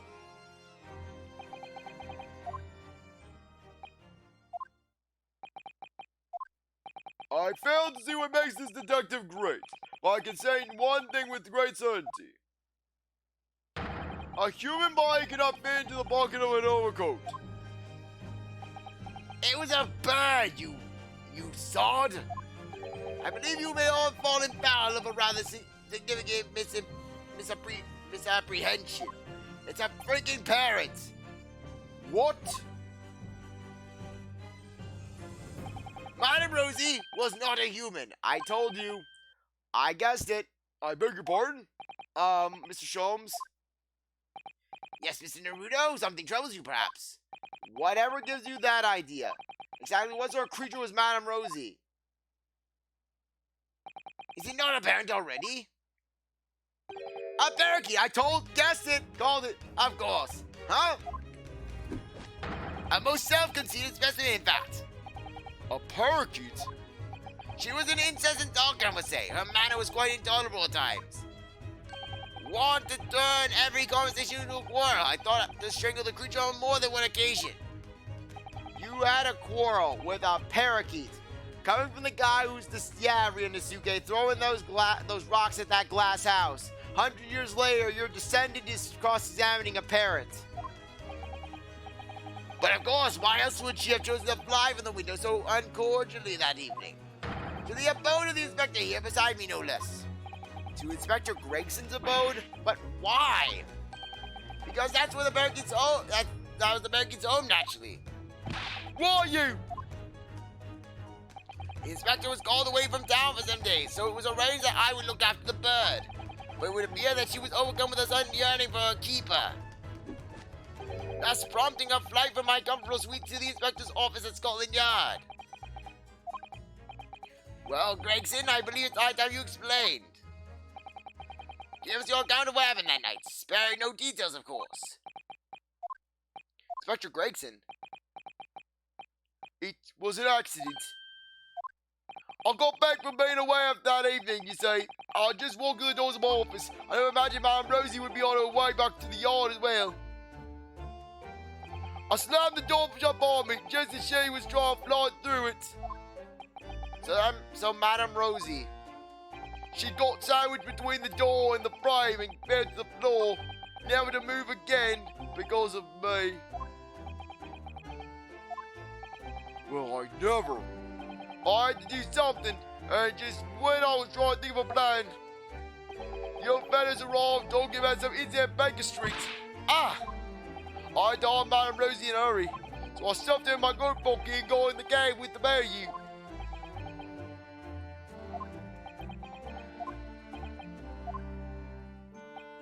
What kind of would you be able to do? You know what? I am done with this. No, I quit. I am out of here. Lord Macy's, where are you going? I am done. I don't care how much money I'm being paid for this. I'm out of here. Lord Strongart's, What? Lord Strongheart? Please tell me I didn't hear that right. It was the Lord Chief Justice who asked me to look after the bird in the first place. She'd been living with the pigeons at the Supreme Court deal then. But apparently the other birds had started to pick on her. So for the past 6 months or so, I've been caring for her in my office at the yard. I see. If anything happened to that bird, just imagine. No pay, no time off for the rest of my career. You mark my words, that's what's gonna happen. I have to work full time for a relationship, that's why I will. But the victim's eyes words, Inspector. The court heard earlier that Madame Rosie spoke the name of her assailant to her death on her deathbed. That rotter, Sholmes, will be the death of me. Indeed she did, quite uncalled, wouldn't you agree? But those words are your true feelings, are they not, Inspector? Clearly you speak of me often at your office in the yard, in that disparaging manner. A manner that the merry barracky took much delight in mimicking. Well, come on! I mean, have you read this month's edition of Rats Magazine, eh? Sorry! Her ladyship is gonna be the death of me. This is all absolutely true!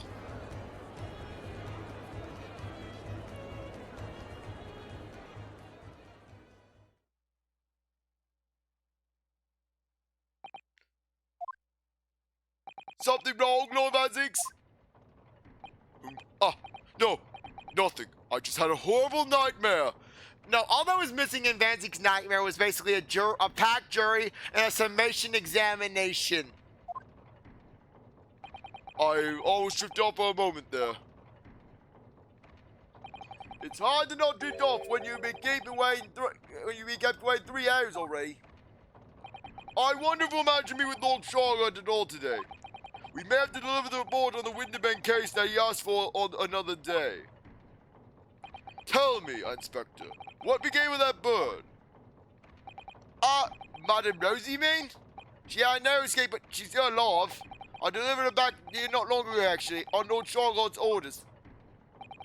He's hoping the pigeons will accept it now, since he killed them all.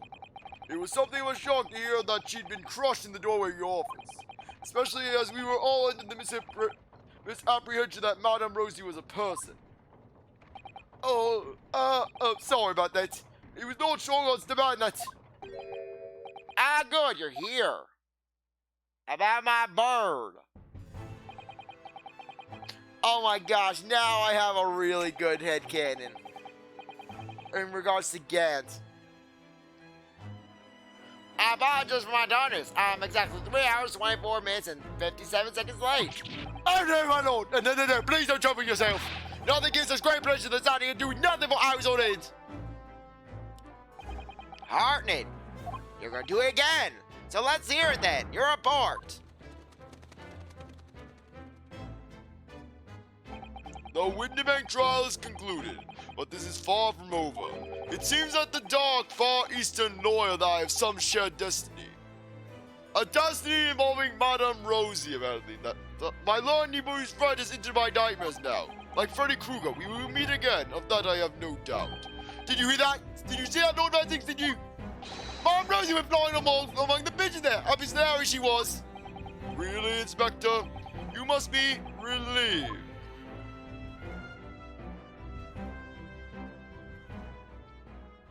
Three hours of recording. 3 hours. Ace aficionado. What was this accolade for? Out of curiosity. My insanity. This is my gold medal of insanity. All the escapade adventures. Hooray. Anyways, I really appreciate you sticking around for this bonus episode. Anyways, I really appreciate you sticking around for this bonus episode. You're a great viewer, and I hope you come back for the next series. The first episode. Anyways, I'm sorry. I'm just really out of it. Anyways, I really appreciate you sticking around to watch this bonus episode. You're a great viewer, and I hope you come back for the next series. If you like this video, like, subscribe, comment, share, do whatever you want. And with that, I'll see you for this first episode of my next playthrough. The first episode of which will be uploaded on the date specified in the description of the previous video, i.e. the finale episode. And with that, I'll see you later. Bye.